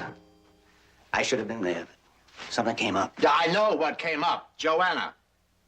Okay. I'm sorry. It's a little late for that, isn't it? After I've been ripped off for $460,000, money I'm personally on the hook for. It's their money, so it's their loss. My job is to get it and wash it, give them good for bad. What happens to the money after it leaves them is my responsibility. Yes. The Bahamas again. Yes, Andre. No leads yet. I got my boys working on it. Good morning. Good, it's terrible. What's wrong? Oh, don't ask me, but your father's angry enough to eat nails. Maybe he's turning into a goat. Would you mind telling him that I'm here? I can't. He left strict orders not to be disturbed. Joanna, I'm sure he meant that for strangers, not for his own son. Why don't you buzz him? He's on a call. I'll have to wait till he gets off. Great.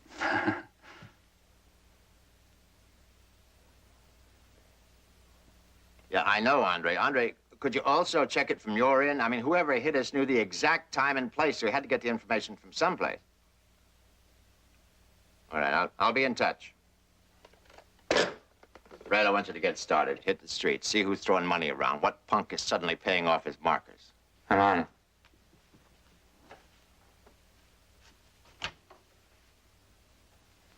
And I want you to start checking on our people, starting with Fred. All we have is his word that there was a masked man. Right, Bob. Hi. What are you doing here, Danny? Well, I just happened to be in the neighborhood, and Joanna said there was some kind of problem. What's happening? We got hit. The shipment from the Bahamas. You're kidding me. Would he kid about that? Well, who did it? That's what we're trying to find out. Is there anything I can do to help, Dad? I mean, maybe I should put off going to Phoenix for a while.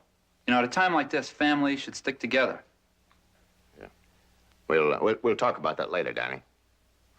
Man, imagine us getting ripped off like that.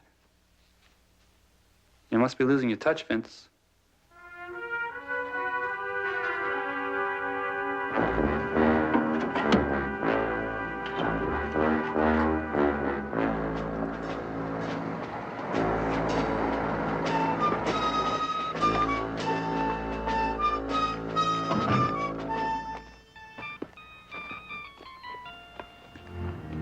Nice looking airplane. You're bothering me. I'm Barnaby Jones. I'm a private investigator. I was hired to see if I could find out the cause of the accident. Mrs. Fields? I told her she'd be wasting her money. Sam shouldn't have tried to fix it himself. That's what everybody says. Your name is... Lewis. Nat Lewis. Mr. Lewis, this is my associate, Jedediah Jones. He's a flyer. He was a pilot in Vietnam. I brought him out here to kind of help me sort out the questions and answers about the airplane. I was in the cavalry myself. Kind of questions? Well, why was it necessary for Mr. Fields to make an emergency landing? I really don't know. And you found nothing wrong with the plane? No. That doesn't mean Sam wasn't having some kind of trouble. What kind of trouble might it have been? The engine could have been leaking oil. Is that sensible, J.R.? Nope. There'd be traces of oil all over this thing. It's as dry as a bone. All right, the engine could have been overheating. Might have had a plugged fuel line. He could have unplugged it. That possible? It's possible. It's not likely. Look, I don't know. I'm just guessing. All I know is the plane's okay now. All it needs is a new prop. I'm gonna call Mrs. Fields and tell her that now. She can send somebody down to pick the plane up. Oh, have you any idea who hired Mr. Fields to make that Bahama run? Or what kind of cargo he was carrying? Nope. He never told me. I never asked.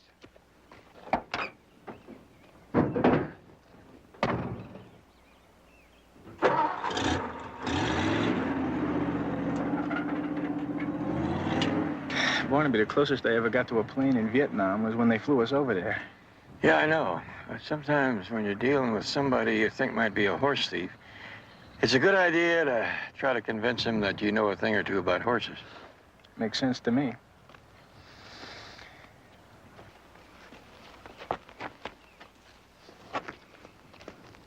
What is that? Looks like a burned-out smoke flare. There's another one. Now, why would a pilot light a smoke flare if he's already landed?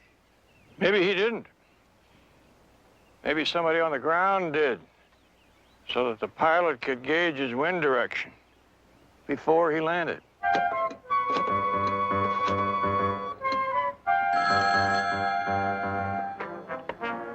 Hello? Miss Nat. What do you want, Nat? There's a private detective asking questions about Fields. I ran into him at the plane. What'd you tell him? Nothing. But even in a pilot with him to check things out, I don't like it, Vince. What's his name? Jones. Barnaby Jones. All right, Nat. You just find me another pilot. Let us take care of Jones.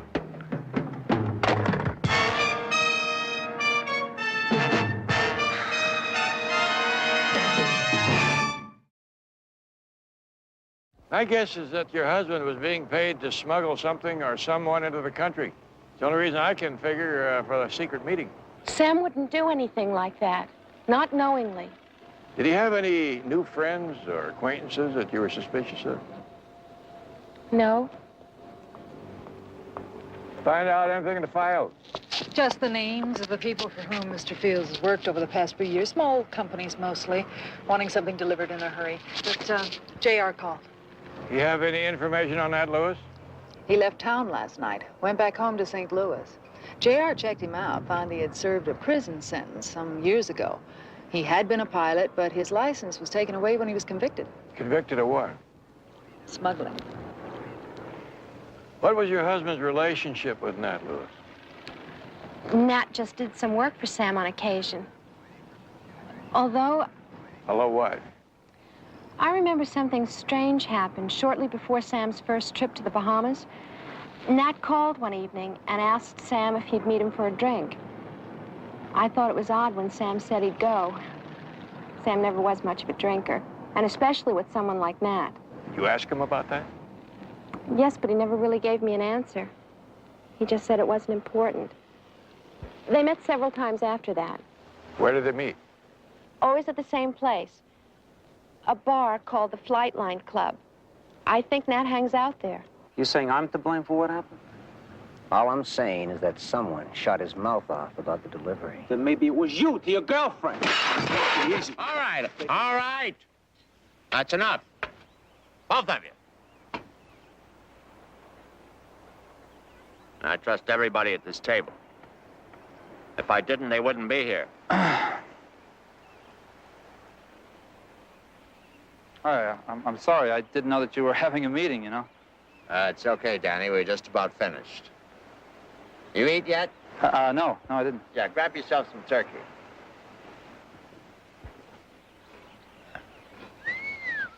Buy yourself some new threads, little brother? Oh, yeah, I thought I'd change my image a little, you know, add some color. Pretty sharp. Hey, I'm gonna have to watch my step with Joanna, right? Right.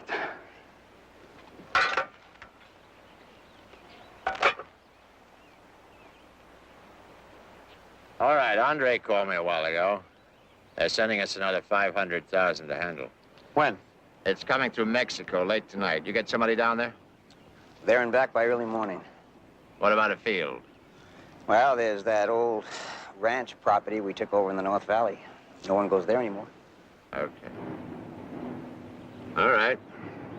Gentlemen, looks like we're back in business. It's more like it.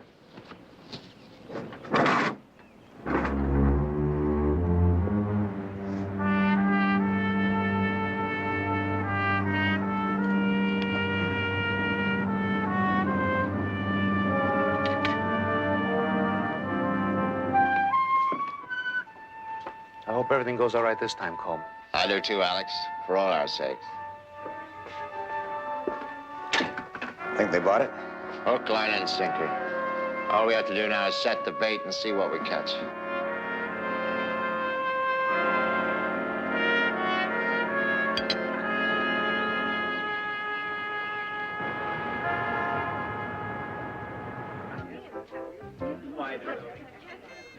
It's 8 o'clock. I haven't got all night. Don't worry, he's coming. You better.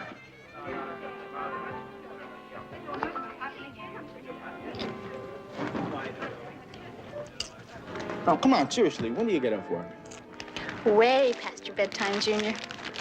No, those are initials. It's J.R. They're separate, not together. If you say so. You know, it's pretty dangerous for a beautiful little chickie like you to go home by yourself. You know that, don't you? That's what my boyfriend says. So he always picks me up. That's your boyfriend? No, that's Vince. Vince. Vince Rockwell, the test pilot? No, Vince Reeves. He has something to do with investing money. Well, you can't say I didn't try, right? Right. Vince Reeves. That name mean anything to you? No, but Coleman Reeves does. That's his father. He's president of Capricorn Investment Corporation. There's a strong rumor going around that they launder money for the syndicate's gambling operations. So you think that's what Fields has been smuggling in from the Bahamas, gambling money? Jedediah, I'm happy to observe that although you were reared in a big city, it hasn't clouded your mind any. It's the pilot I told you about, Jim Cape. Nat, look, I'm not too sure about this thing. Look, I told you, it's a piece of cake. Nat? Weren't you going someplace? Yeah, St. Louis, a couple of weeks. Nowhere reaching. Sit down. Now, what is it you're not sure of? Well, I just never did anything like this before. Well, what did Nat tell you you had to do? Fly to the Bahamas via Mexico, pick up a package. Well, he's wrong, Cape. There's been a change in plans. Let's go.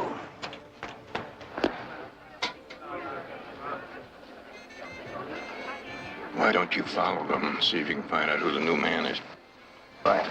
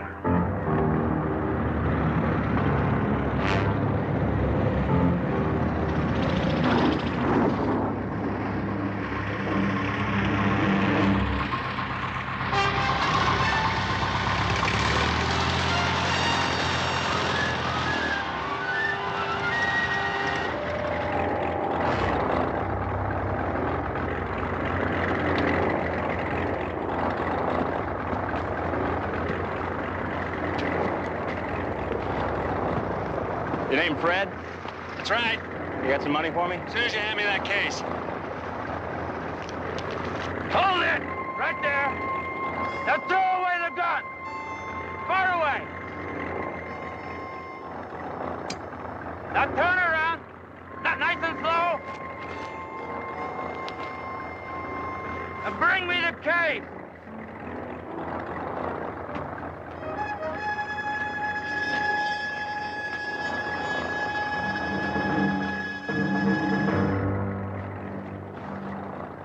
Hand it over.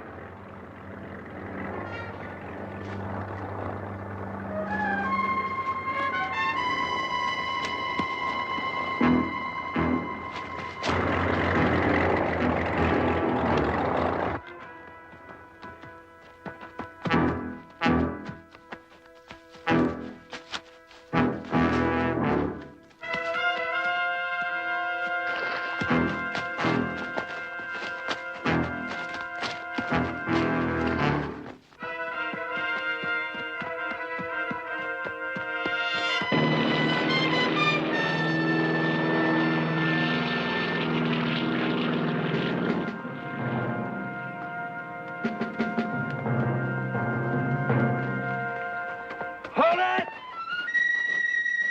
Drop the gun!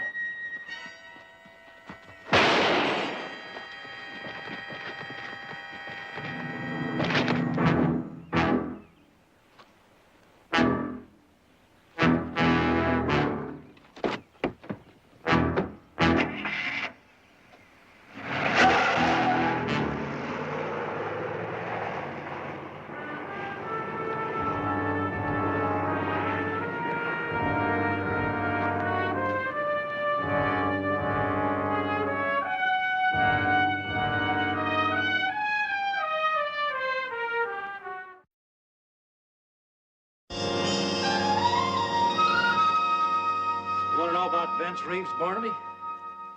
Well, I'll tell you. Among other things, he was found dead this morning. How did it happen? Shot through the chest. A hiker found the body. Any idea who did it? Somebody who didn't like him, which means we've got our work cut out for us. I see you have been questioning some of Vince's associates. Well, the ones we could locate. It's amazing how many of them suddenly were called out of town. We did talk to his father, though, and his girlfriend, Joanna Morgan. They tell you anything? Not even the time of day. What about this Fred Bender? He was Vince's right-hand man, bodyguard, gopher. You talk to him? Can't find him. Nowhere.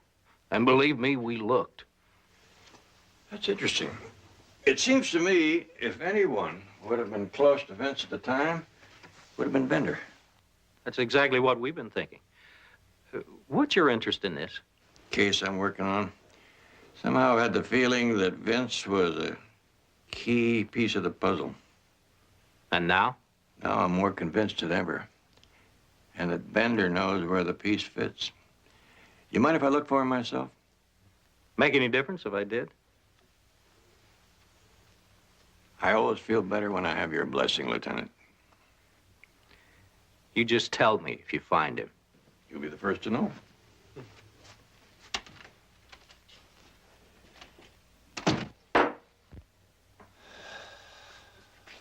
Why, Vince? Everything I ever did was for him. Dad. I know how much Vince meant to you. He was my brother. I loved him, too. But you see, he's gone now, and we've got to learn how to manage without him. Pop.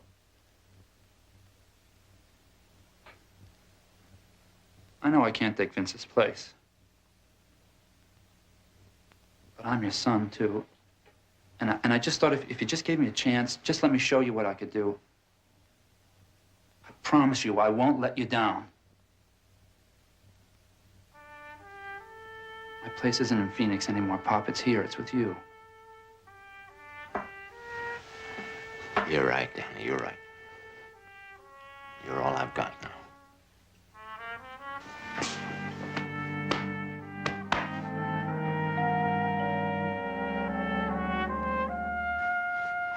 I'll get it.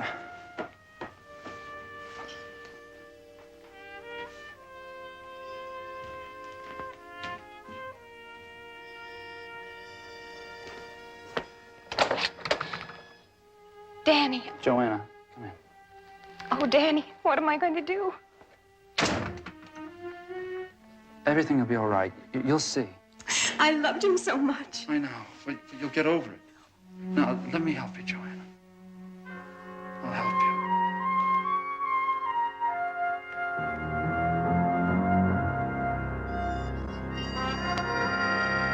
you. Pilot's name is Jim Cave. This place is owned by his aunt. Moved into number 10 a few hours ago. Oh, my hat is off to you, Jedediah. How'd you find him again after you lost him last night? Mary Ann? The waitress at the flight line. She used to go out with him. She remembered his aunt. I checked it out. I thought that her boyfriend picked her up after work every night. Well, it's a funny thing about that, Barnaby. See, when they left the bar last night, they found out that they had a flat tire. Needless to say, this got him extremely upset. Took it out on Mary Ann. She stormed off by herself, And you just happened to be there. Do you have any luck finding Nat Lewis? Well, no, I'm afraid that our mechanic has left town.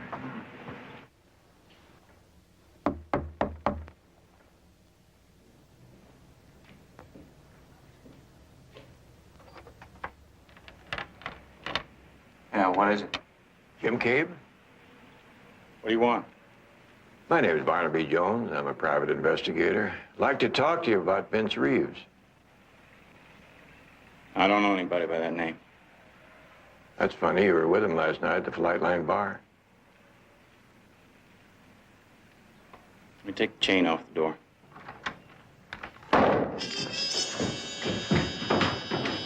Cover the back.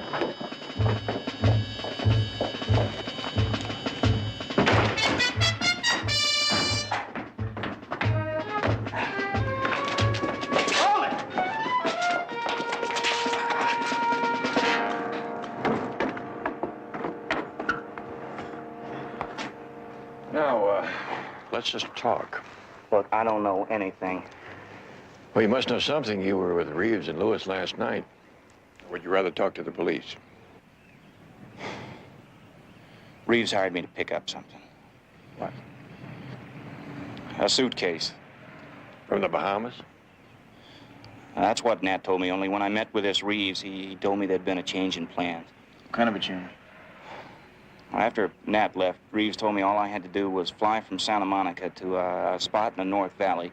There'd be this guy named Fred there, and I was to hand the suitcase to him. And he'd give you $5,000. Yeah, that's right, only that's when everything started going crazy. How crazy? What do you mean?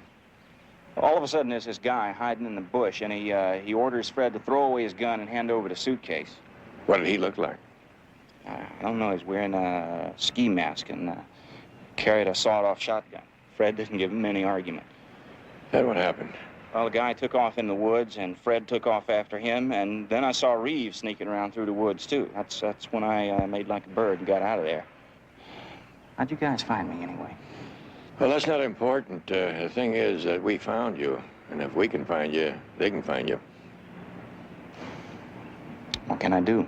I think you ought to come down to police headquarters and tell your story to Lieutenant Biddle. He'll arrange protection for you. What do you say? Do I have any choice? Not if you enjoy living. I've got it. I knew there was something different about you. Your glasses. Oh, well, they're resting in the bottom of Benedict Canyon. I threw them away driving over here. And you made it without hitting anyone? Contacts. I've had them for a long time, but I just never really wore them. Why not? Well, I guess when you feel you're born with 2 left feet, I don't know, you just don't bother with the way you look. Are you sure you don't want one of these? Oh, no thanks. But there's something else, too. You seem more sure of yourself. Even Vince noticed it. He wondered what made the change. You did? That's the truth, really. What did I have to do with it? Just being the way you are. I'm nothing special, Danny. Yes, you are. You're something special to me. You know, I remember the first time that Vince brought you over to the house. I watched you the whole night. I couldn't take my eyes off you, and I just thought that Vince was the luckiest man in the world. That's very sweet, Danny. Joanna, I know that this probably isn't the right time, but I want you to know that I love you, and if you just give me a chance... Danny, let's just wait and see what happens.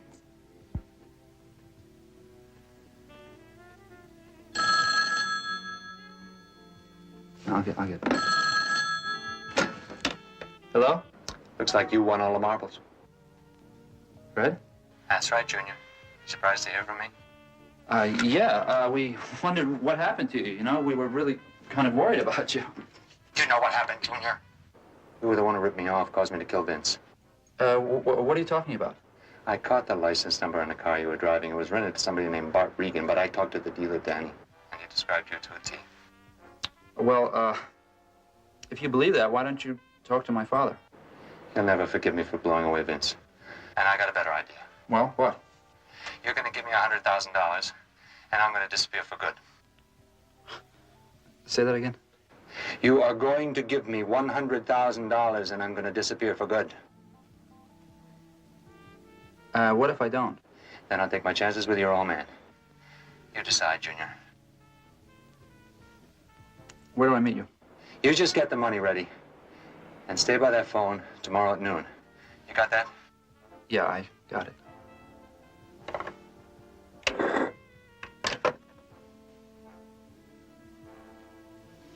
Trouble? What? Oh, no. Nothing I can't handle.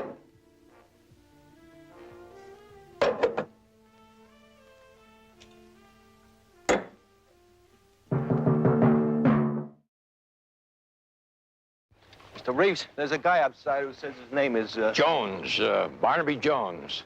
I'm a private investigator, Mr. Reeves. I told you to wait in the hall. Well, I figured I'd save you the worry of a round trip. It's okay, Joe.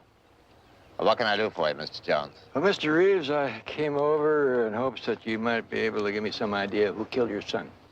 I've already told the police. I don't know. Now, what's your interest in Vince's death? I'm investigating the murder of a pilot, Sam Field, and I was struck by certain similarities in his death and the death of your son. What sort of similarities? Well, location, for one thing. Both murders took place at isolated landing sites, and both men were apparently involved in some sort of a scheme to smuggle in something from the Bahamas. The Bahamas? Yes, according to the pilot, Jim Cabe, there were last-minute changes. He was told to fly his airplane in from Santa Monica. Who told him this? Your son, Vince.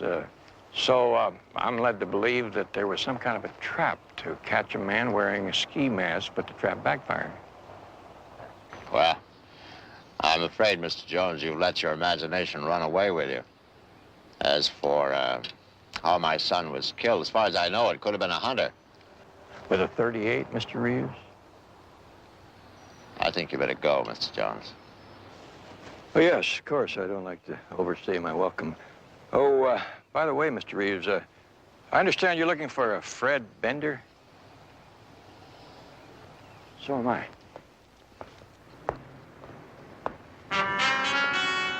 He's just trying to feel you out, Pop. He doesn't know anything. Doesn't know anything. About the only thing he doesn't know is who the man in the ski mask was, which means Bender was telling the truth. There was a man in a mask who took our money. Does look that way, doesn't it? Our biggest worry now is Jones. He's much too close. We're gonna have to do something about him, Danny. Hello? You got the money, Junior?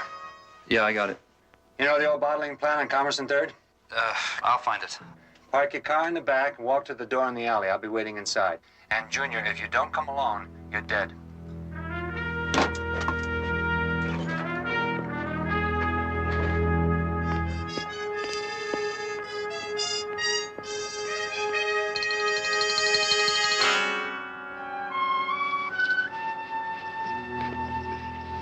If you ask me, this Fred Bender's been taking disappearing pills. You're not holding me up for more money, are you, Jules? Barnaby, how can you suggest that? I said I'd keep my ears open, and they're open. I just haven't heard anything yet. Well, keep listening. He must be somewhere. What owe you for the shine? $10.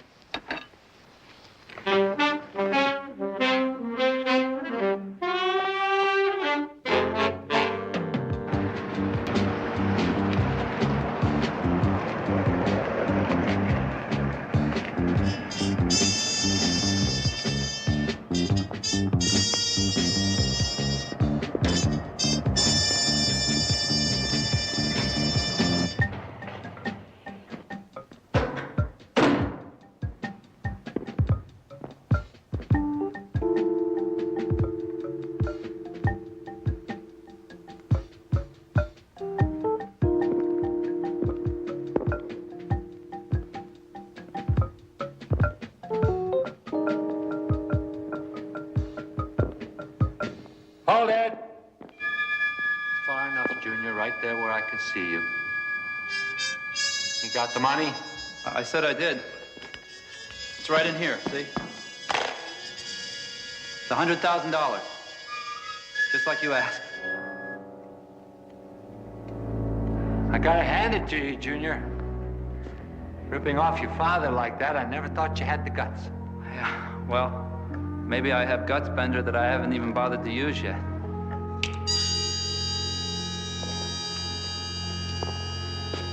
Put it down, Danny.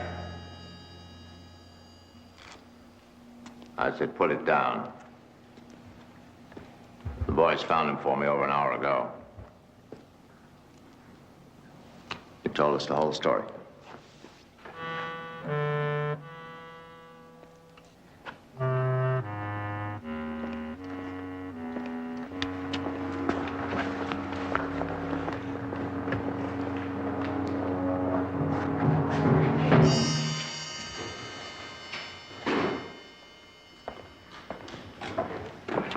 Danny, will you tell me why? I just wanted to be somebody, that's all. You're my son. I loved you. Well, that wasn't enough!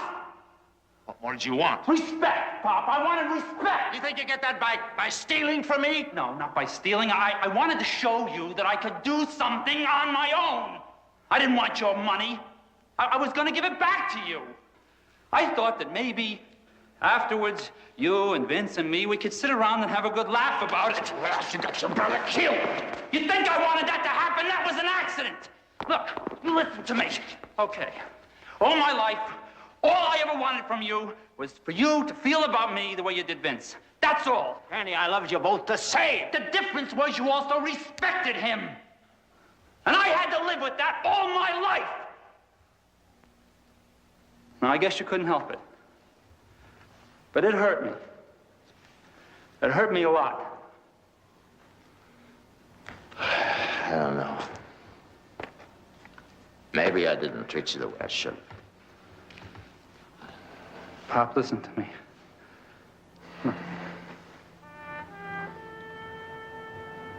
Was it asking too much? What was it? Was it the world? No, Danny, it wasn't asking too much. Will you give me a second chance to prove myself? Prove what? You know, that Detective Jones, you said yourself he was getting too close. Just let me take care of him. Give me a chance to make you proud, please.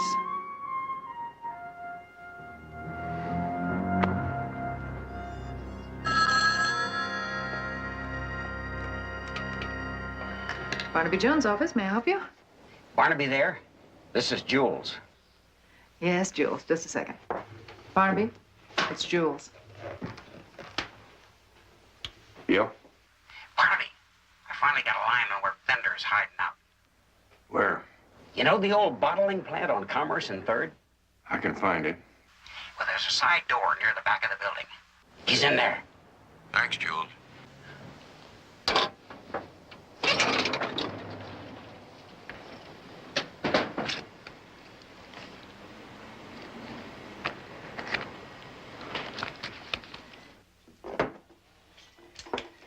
Barnaby, I still think you ought to wait and take JR with you. There may be 50 ways to get out of that place. And Bender might spot me before I ever get in. No use making things tougher than they are.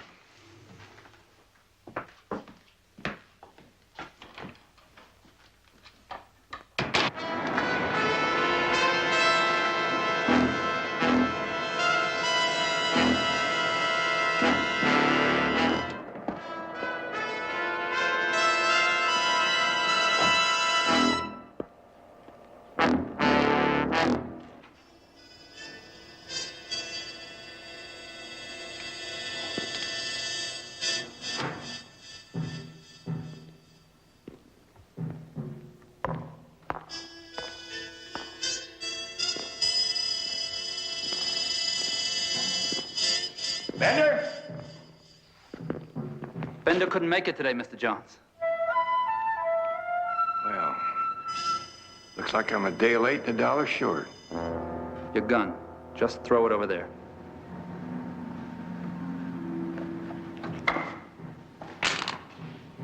Well, at least I have the satisfaction of knowing that I've been on the right track. I'll put it on your tombstone. Just one question.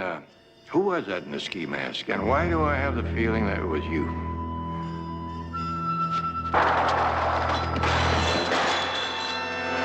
Drop it, Jones.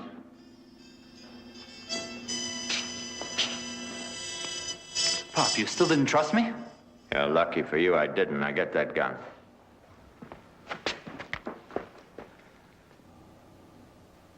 You don't think I'd be foolish enough to come out here alone, do you? By now, Lieutenant Biddle has his whole plant surrounded.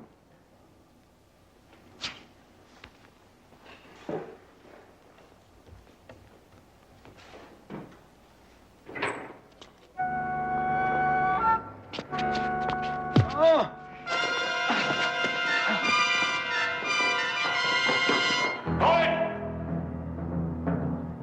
I think families ought to stick together.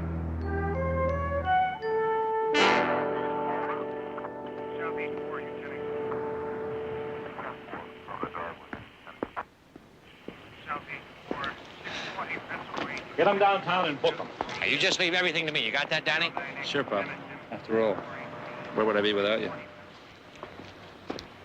That's the trouble with young people today. They don't appreciate what you try to do for them.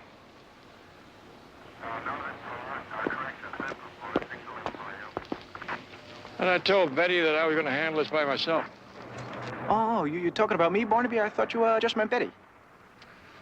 That's another problem with today's youth. They don't listen. Come on, I'll buy you a glass of milk.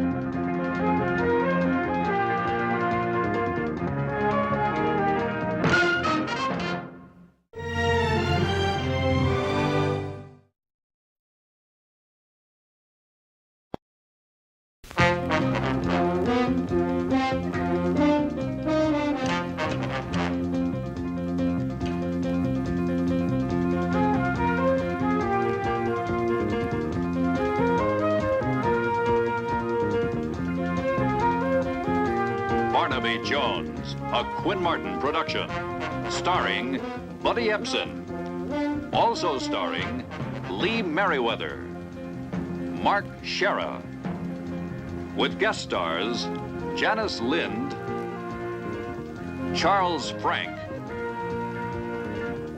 Robert Ito, special guest star Don Gordon.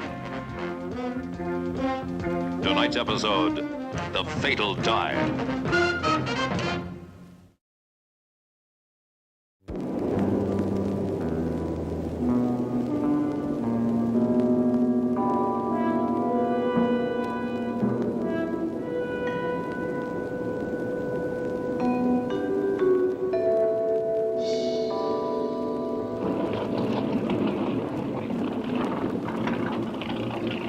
Look, if I were you, I'd reconsider going down, Mr. Everett. What you're paying me for anyway, so why don't you stay up? Just let me make the decisions, Hanson. If we're this close, we can save a lot of time dividing the search area between us. That is, of course, we're close if you're certain about what you spotted yesterday. I know what I saw, all right. If I hadn't run out of air, I could have kept looking and probably hit the jackpot. Damn close now. Close. It's about time after 6 months. Well, where do you think you're going? In this outfit? Cocktails and dinner, can't you tell? Jeff? Here, let's get you zipped up. Thanks. You didn't tell me you were planning on going diving. You didn't ask. You two lovebirds can work this out between yourselves. I'll see you topside in half an hour.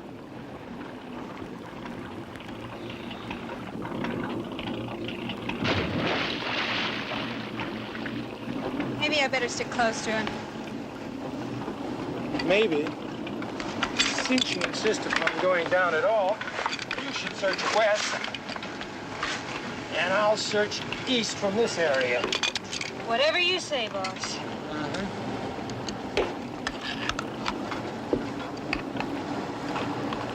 You know, I woke up last night. You were gone. Where were you? Went for a walk on the beach. For 3 hours? That's right. Now, why don't you relax? That's supposed to be the point of this sport. Nice, calm, serene waters.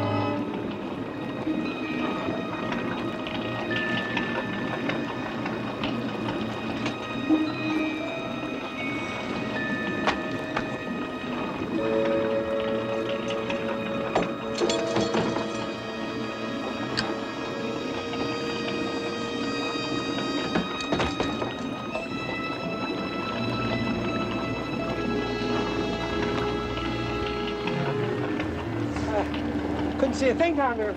Yeah, no, I didn't see anything either. Hanson up yet? Nope. Well, he's been down about 30 minutes if he doesn't come up soon.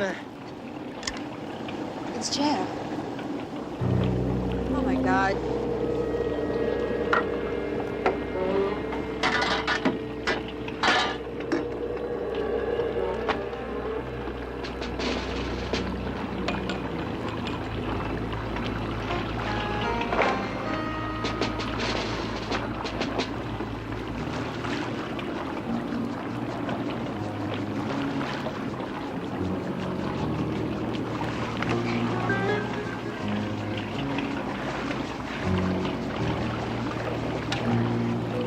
What happened?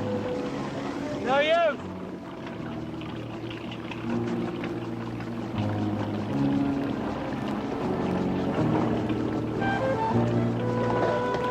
So close, so close!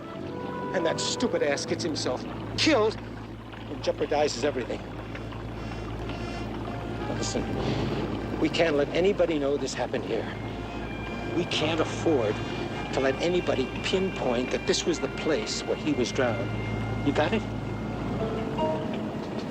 All right. Okay. You understand?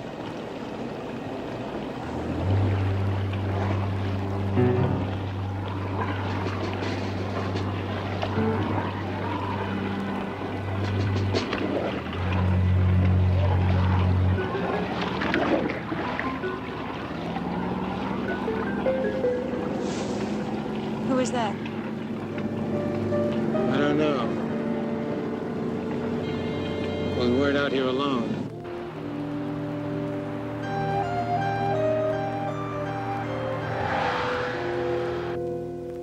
Mr. Jones, the Trident Club's pooled the money we'd have spent on a drunken wake for Jeff to hire you. And we're convinced that Jeff's death wasn't any accident. Well, the Sheriff's Department at Watkins Landing and Harbor Patrol both had a lot of experience with cases like this. They're both calling it an accident.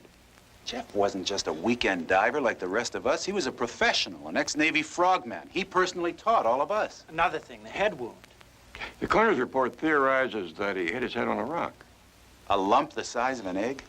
Have you any idea the kind of force it'd take to crack into some rocks that fast underwater? It's inconceivable. What happened to his weight belt? It wasn't on his body. I mean, Jeff wouldn't have had reason to drop it himself, and he wouldn't have gone down there without it.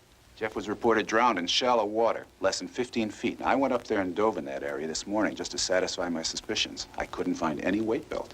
It's a big ocean, Doc. What was Hanson doing in it? Well, he hired out on salvage jobs, treasure hunts, that kind of thing. This one was kind of hush-hush, but we were buddies, so he told us he was working for some guy named Everett. Carl Everett. It was Everett who brought in the body. Look, with or without your help, Mr. Jones, we're getting into this thing. I'm going back up to Watkins Landing myself tomorrow. Well, maybe I'll take a run up there with you. Good. And I'll be available if you need me to do any diving. Thanks. Oh, that may not be necessary. My new young assistant from Chicago is well into that sport. He's even what you fellas call... Certified. That's it, certified.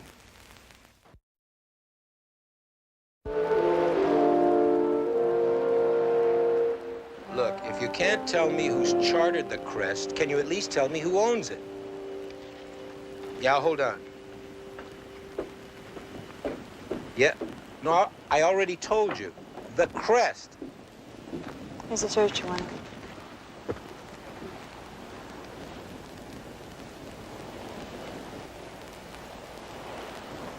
Hello? What was that name again? Nunley, Pier 6. Got it. So what are you going to do now? I'm going to find that boat and find out who's chartered it, that's what. Look, the police bought your story of recovering Hanson's body not far offshore, so why don't you just lay low for the time being, all right? Because whoever was out on that boat could pinpoint our location. But more importantly, what was he doing out there in the first place, huh? Could be a coincidence. Could be our secrets out. There could have been a diver on that boat. Whatever you say. Hey. Come on. Both our futures are lying in the bottom of that ocean, baby. Yeah, well, you say that, but you still won't let me in on exactly what the big treasure is. Ah, then it wouldn't be a surprise. You think I'd waste my time diving for nickels? That thought alone should keep you warm at night. Huh? Now, what do you say? Are you with me in this or not? I want what you want. Yeah, I'm with you. That's my girl. Now I'm going into town. I'm going to find that boat.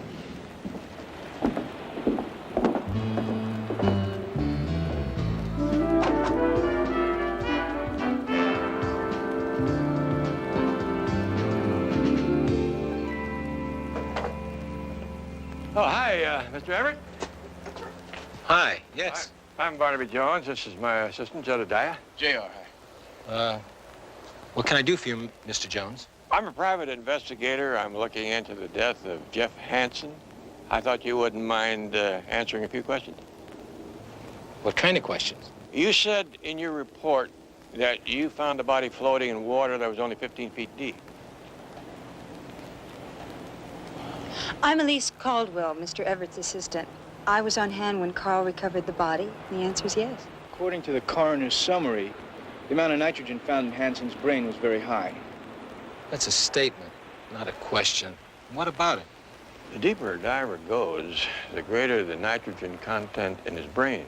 Now, you said that you found Hansen's body floating in 15 feet of water. How do you explain that? Well, I don't know. I guess the accident happened in deep water, and then the body just floated in. Can't be. We checked. Tide at the time was outgoing. Carl, I think we're going to have to tell them the truth. All right. To put it quite simply, I'm here on an archaeological mission for Rutledge University. Now, my purpose is to find the remains of a Spanish galleon that was sunk hundreds of years ago. A potential find of vast historical significance. And that's why you hired Hansen? Yes. So you can see why we don't want any publicity on where the accident took place. Because, well, it'll just attract a lot of amateur treasure seekers. Now, I hope I can trust in your discretion to keep this confidential, Mr. Jones. Well, that depends. Depends on what? On whether Mr. Hansen's death was accidental or murder. I'll be talking to you again, Mr. Everett. Come along, Jedediah.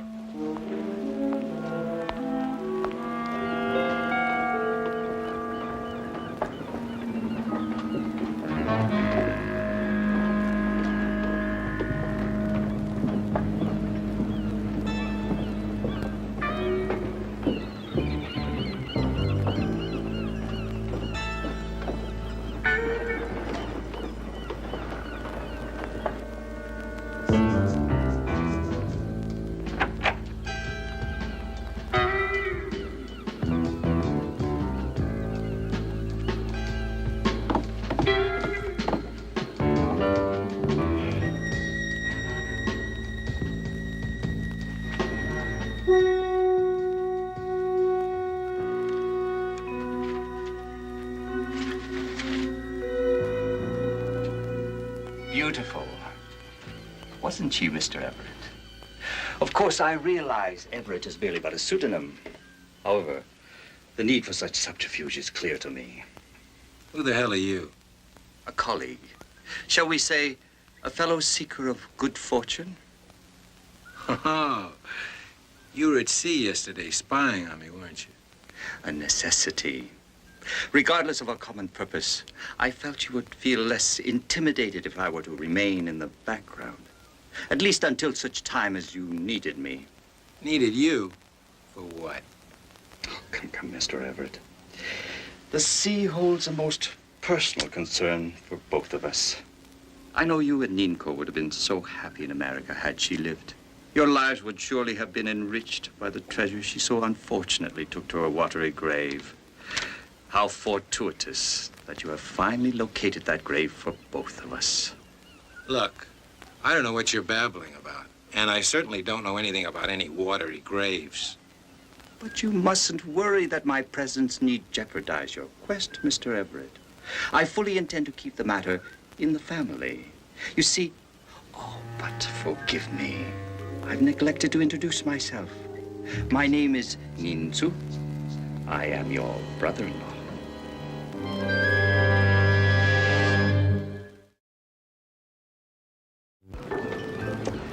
Let me tell you, Barnaby, I'm the first to defend the sport of treasure hunting. The California coastline is literally a graveyard of sunken wrecks. Yeah, it sounds like it'd be a lot of fun to explore. Mm-hmm. And I'd be lying if I didn't admit to the thrill of possibly locating some treasure of enormous value. Of course, 99 out of 100 treasure hunts turn out to be nothing more than a waste of time, finances, and energy. But try telling that to people like this Everett. With them, it's a sickness. It's called greed.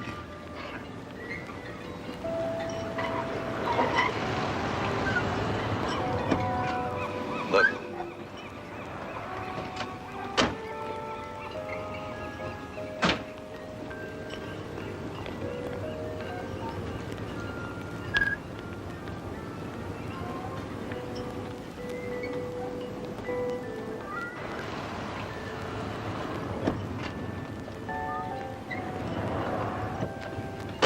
I had Jedediah tail him, just in case he got the notion of picking up another boat and going to sea. Listen, how are Doc and I gonna follow Everett when he goes out? And don't tell me that swimming is good exercise. Another member of the Trident Club brought a boat up the coast this morning. It's down on the landing now. Well, let's go say hello to him. Okay.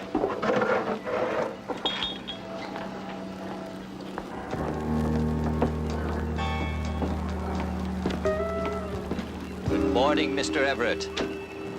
It seemed like such a nice day for a cruise. All right, cut the routine in. We're past that. Very well. I've decided to accompany you on the expedition today. That wasn't part of the deal. What deal? Who's this guy? I'm afraid I must insist on coming along, Mr. Everett. I happen to be an expert diver, and 3 people can search more efficiently than 2. Need I remind you of the undesired alternative to turning me down? All right. All right, let's get underway. Wait a minute. Are you going to tell me what this thing is all about? When I want to hear from you, I'll say so. And until then, you keep your mouth shut.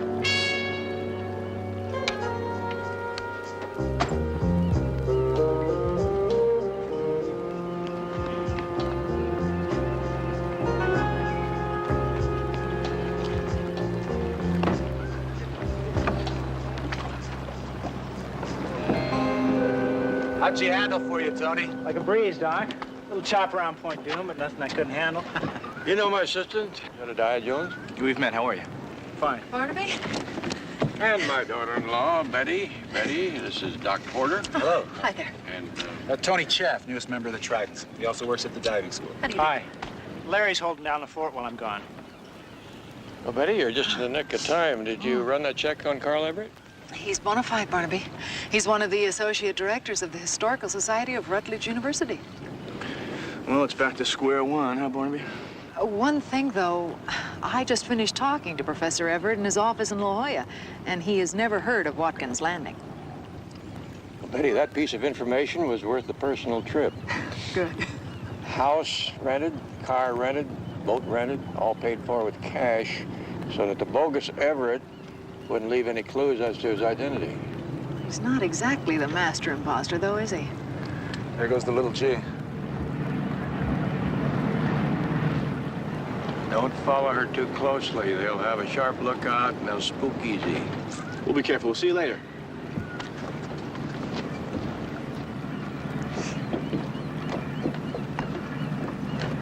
Well, while they're out, what are we going to be up to? I think we'll do some fishing. Fishing? Yeah, for answers at Carl Everett's beach house.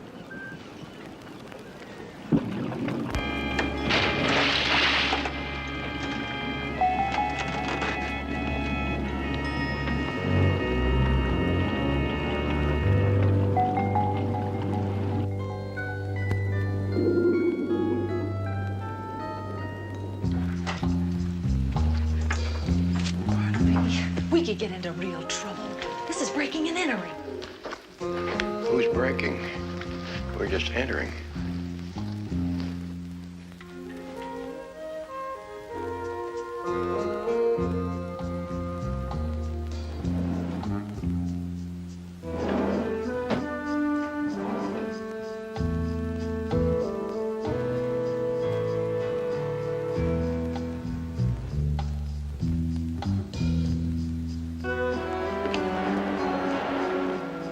Barnaby, I found something. It's an attaché case. Okay, what do we got? Well, I don't know. Here. What do those look like? Business papers, memorandum, Tesla Imports. All signed by Paul Tesla himself. Same initials that I found on the shirts inside. Paul Tesla, PT. Located in downtown Los Angeles. How about Paul Tesla's passport? Betty, you have got the makings of a dedicated second story man. Everett is Paul Tesla, all right. Lots of globe girdling, which is what you might expect from an import-export operator. Last trip was to South Vietnam some time ago. When? Early April, '75. Funny place for him to be at that time. Why's that? If I remember correctly, that's about the time Saigon fell. I thought we were out of there earlier than that. The troops were, but the embassy was evacuated in April, along with remaining military personnel, refugees, civilians. They were all airlifted out. Oh, yes, of course. I remember seeing films of the refugee children arriving in this country by the plane load. Now, what would a man like Tesla be doing in Saigon when all hell was breaking loose? And what connection, if any, would that have to a sunken treasure hunt and possible murder halfway around the world? Barnaby, what about your friend Jay Leahy with the State Department here? Couldn't he help? I think he's still out of the country. But it's certainly worth a phone call.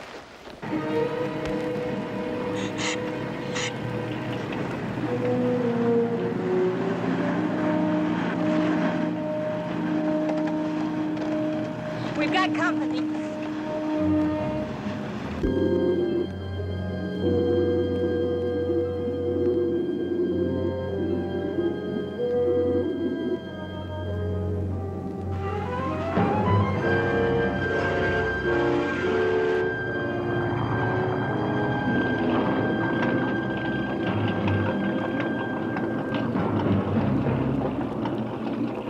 Ahoy, little G! How's the fishing in these waters? I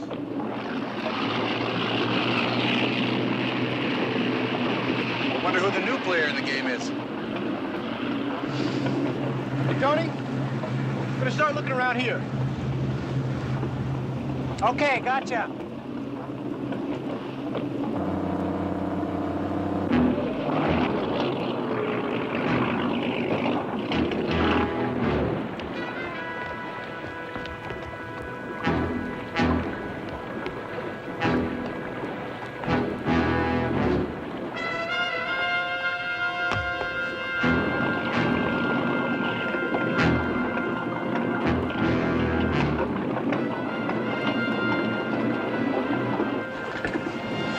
They're too close, damn it, if Carl surfaces. I'll go down, try to locate him, warn him if I can.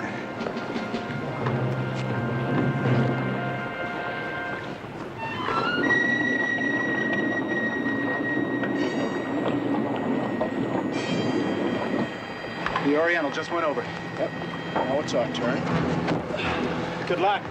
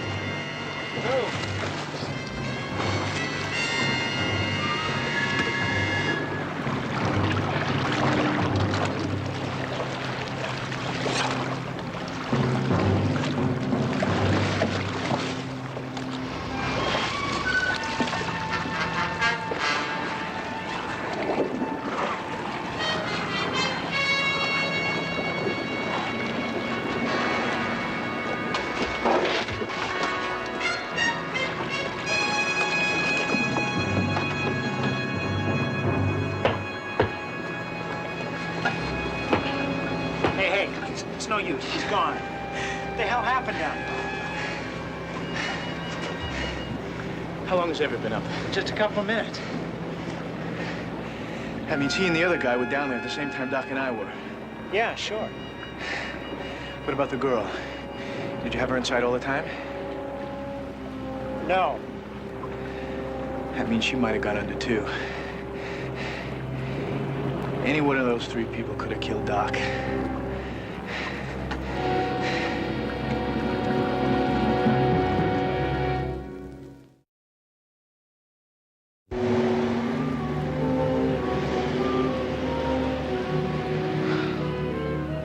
Well, can you or can't you admit to actually witnessing an underwater attack on Dr. Porter? Well, no, but come on. 2 accidental scuba drownings within days. Both victims were expert divers. Now, you can't tell me you're just going to write this off as another act of God.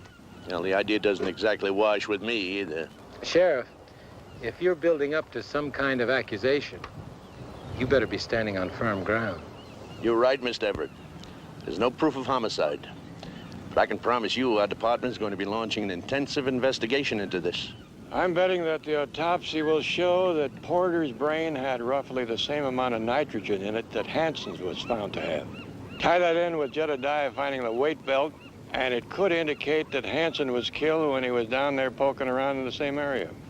Poking around for what? Now, you said you found nothing of any significance down there? That's what I said, yeah. Will that be all, Sheriff? You're free to go.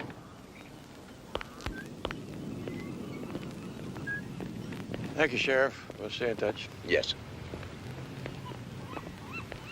That sheriff is sitting on his thumbs while 2 of my friends are stone cold. The membership in the Trident Club is dwindling. But what I'm interested in, Jedediah, is what was a piece of information that you just now withheld from the sheriff? Barnaby, we hit the jackpot down there just before Doc was killed. We found the wreck of a small private plane. The serial number was N3472K. Why didn't you tell the sheriff that, J.R.? Well, not in front of Everett.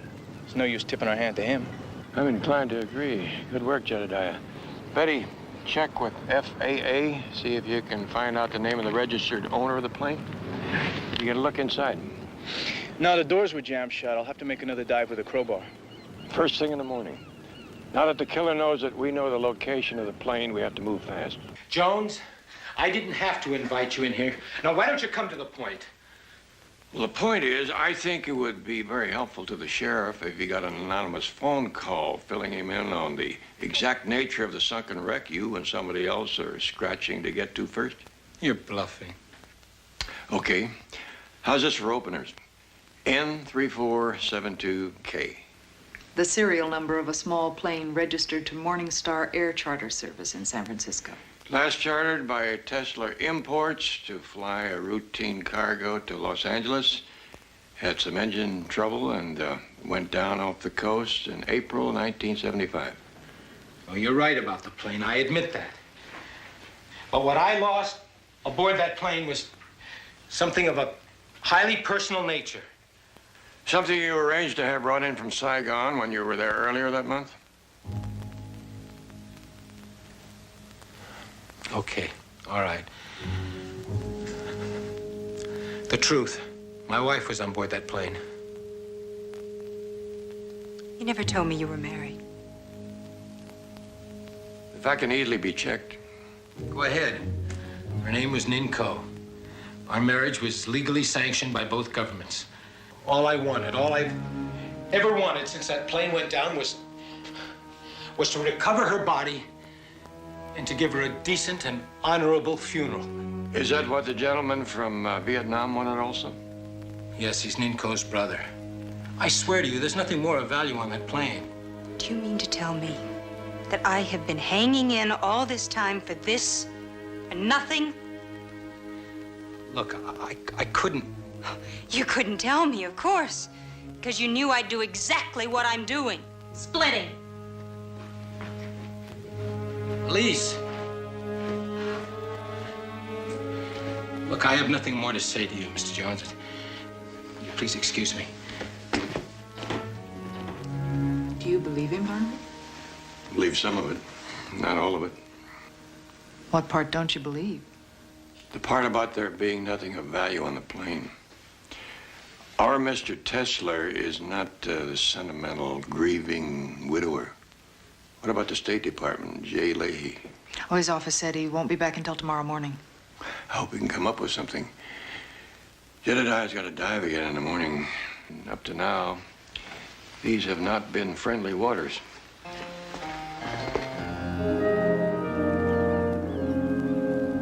I'm telling you, Mr. Nunley, I heard something behind me, and when I went to turn around, blam! Are you on the sauce again or what, Harry? What's going on? My boat's missing. Some joker just waltzed in and stole my boat. Somebody stole the crest? How long ago? About half an hour ago. They run it onto the rocks. My insurance is going to go through the roof. Somebody's got a 30-minute start on us. Let's go.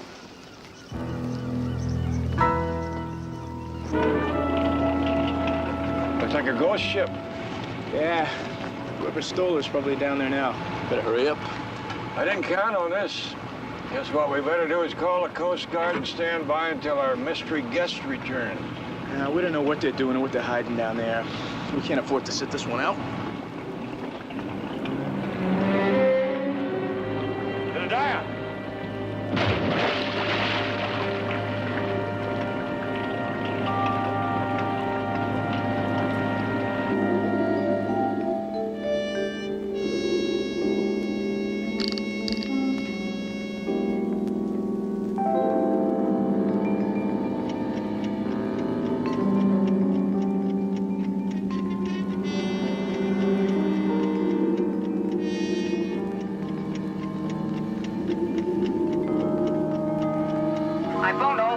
In town, Barnaby.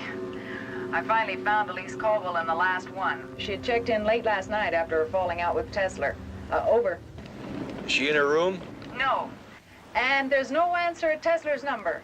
And I haven't been able to track down Mean 2 either. Sorry. Over. What about the call to the State Department? Over. Jay's tracking down the information you wanted now. He said he'd get back to me as soon as he could. Over. Hang on, Betty.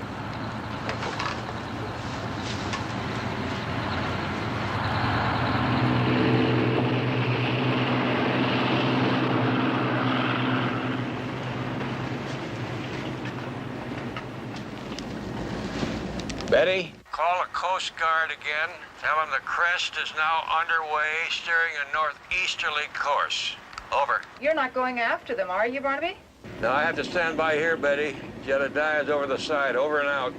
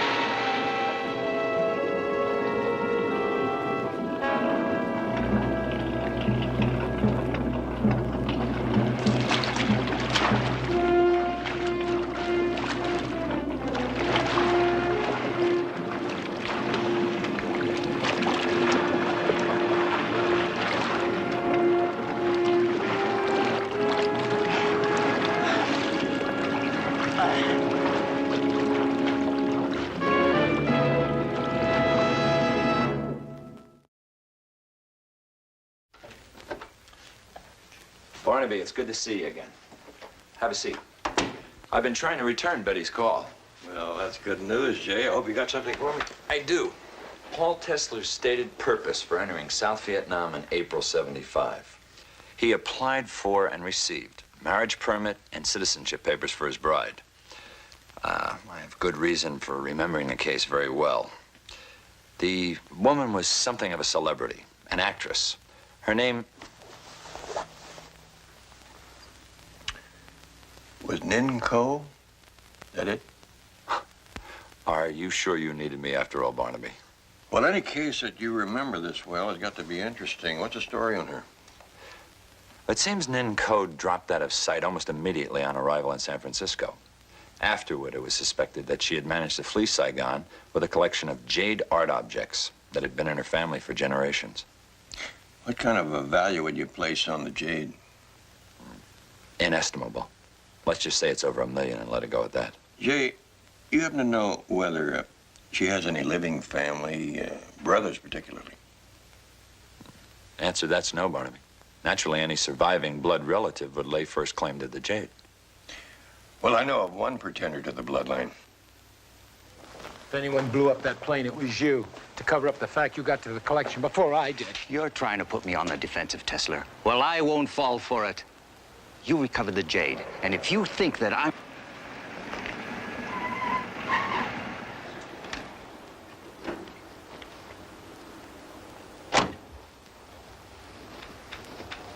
Mr. Tesler, I assume that you have learned of the events of this morning?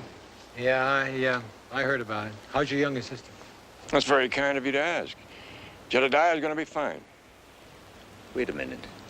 How can we be certain that this young diver isn't the one who... Stole the jade collection and blew up the plane? You know, seeing as everyone else has laid their cards on the table, don't you think it's about time you folded your hand? The late Nin Ko did not have a living brother. True. My real name is unimportant. What matters is that of all the hunters gathered in competition, I possess the only valid claim to the prize as an agent of its rightful owners. And who would they be? Members of the former South Vietnamese regime. The jade collection is still considered a national treasure. I don't care what he says he is or who he says he works for. He still could have stolen the jade for himself. If you two would stop accusing each other for a moment and listen, I think I may have an idea of who did take the treasure.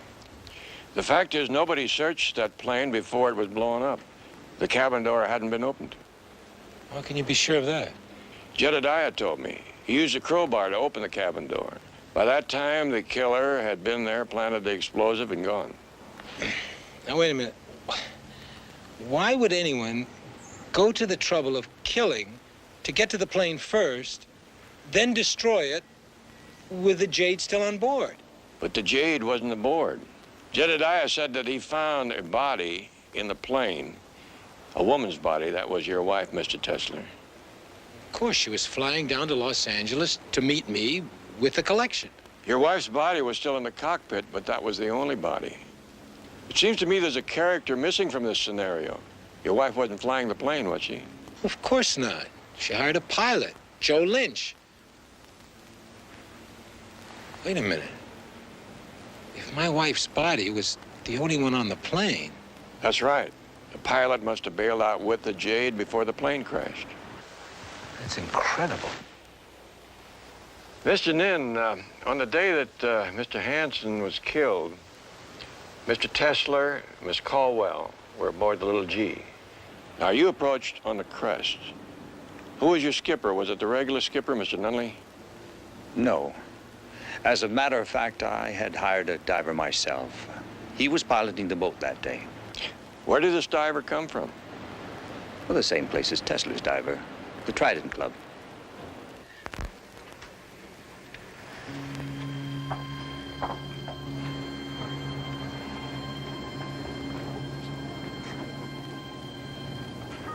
Miss Caldwell. What a surprise. What are you doing? I want it, Jeff. What are you talking about? Come on, don't play games with me. I've had enough from you and the Paul Teslers all my life. Now it's my turn. I still don't know what the treasure is, but I know you got it. What makes you think that I've got it? I saw you put on scuba gear and slip into the water yesterday. I was on the other boat, remember? Funny. You didn't mention that to the sheriff back at the landing after the second diver had been killed. Now, I want what I came for. Okay, maybe we could come to some kind of an agreement. Can't we, you know, split this thing 50-50? I mean, there's more than enough to go around. No. Afraid it's all gone, Miss Caldwell. You see, Mr. Lynch here, right? Piloted the airplane, stole the treasure, and that was some time ago. So I'm afraid by now, It's all been converted to cash and spent, am I right?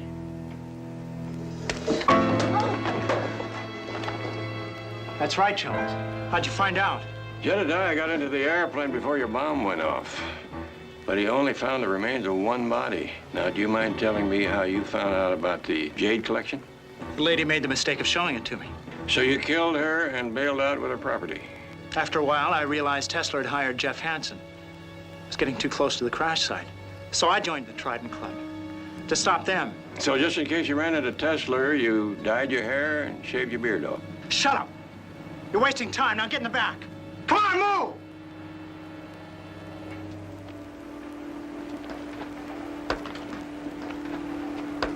Get your hands up!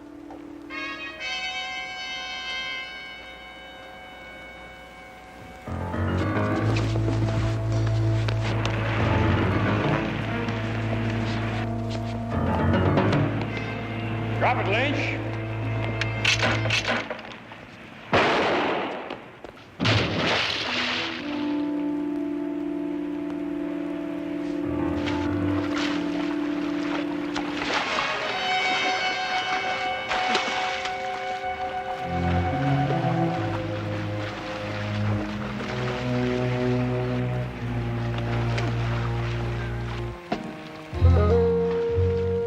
You know something?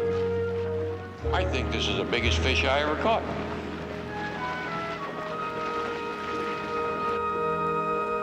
I guess you'd have to call it ironic, but the jade was not found on the airplane, neither was it in Lynch's possession.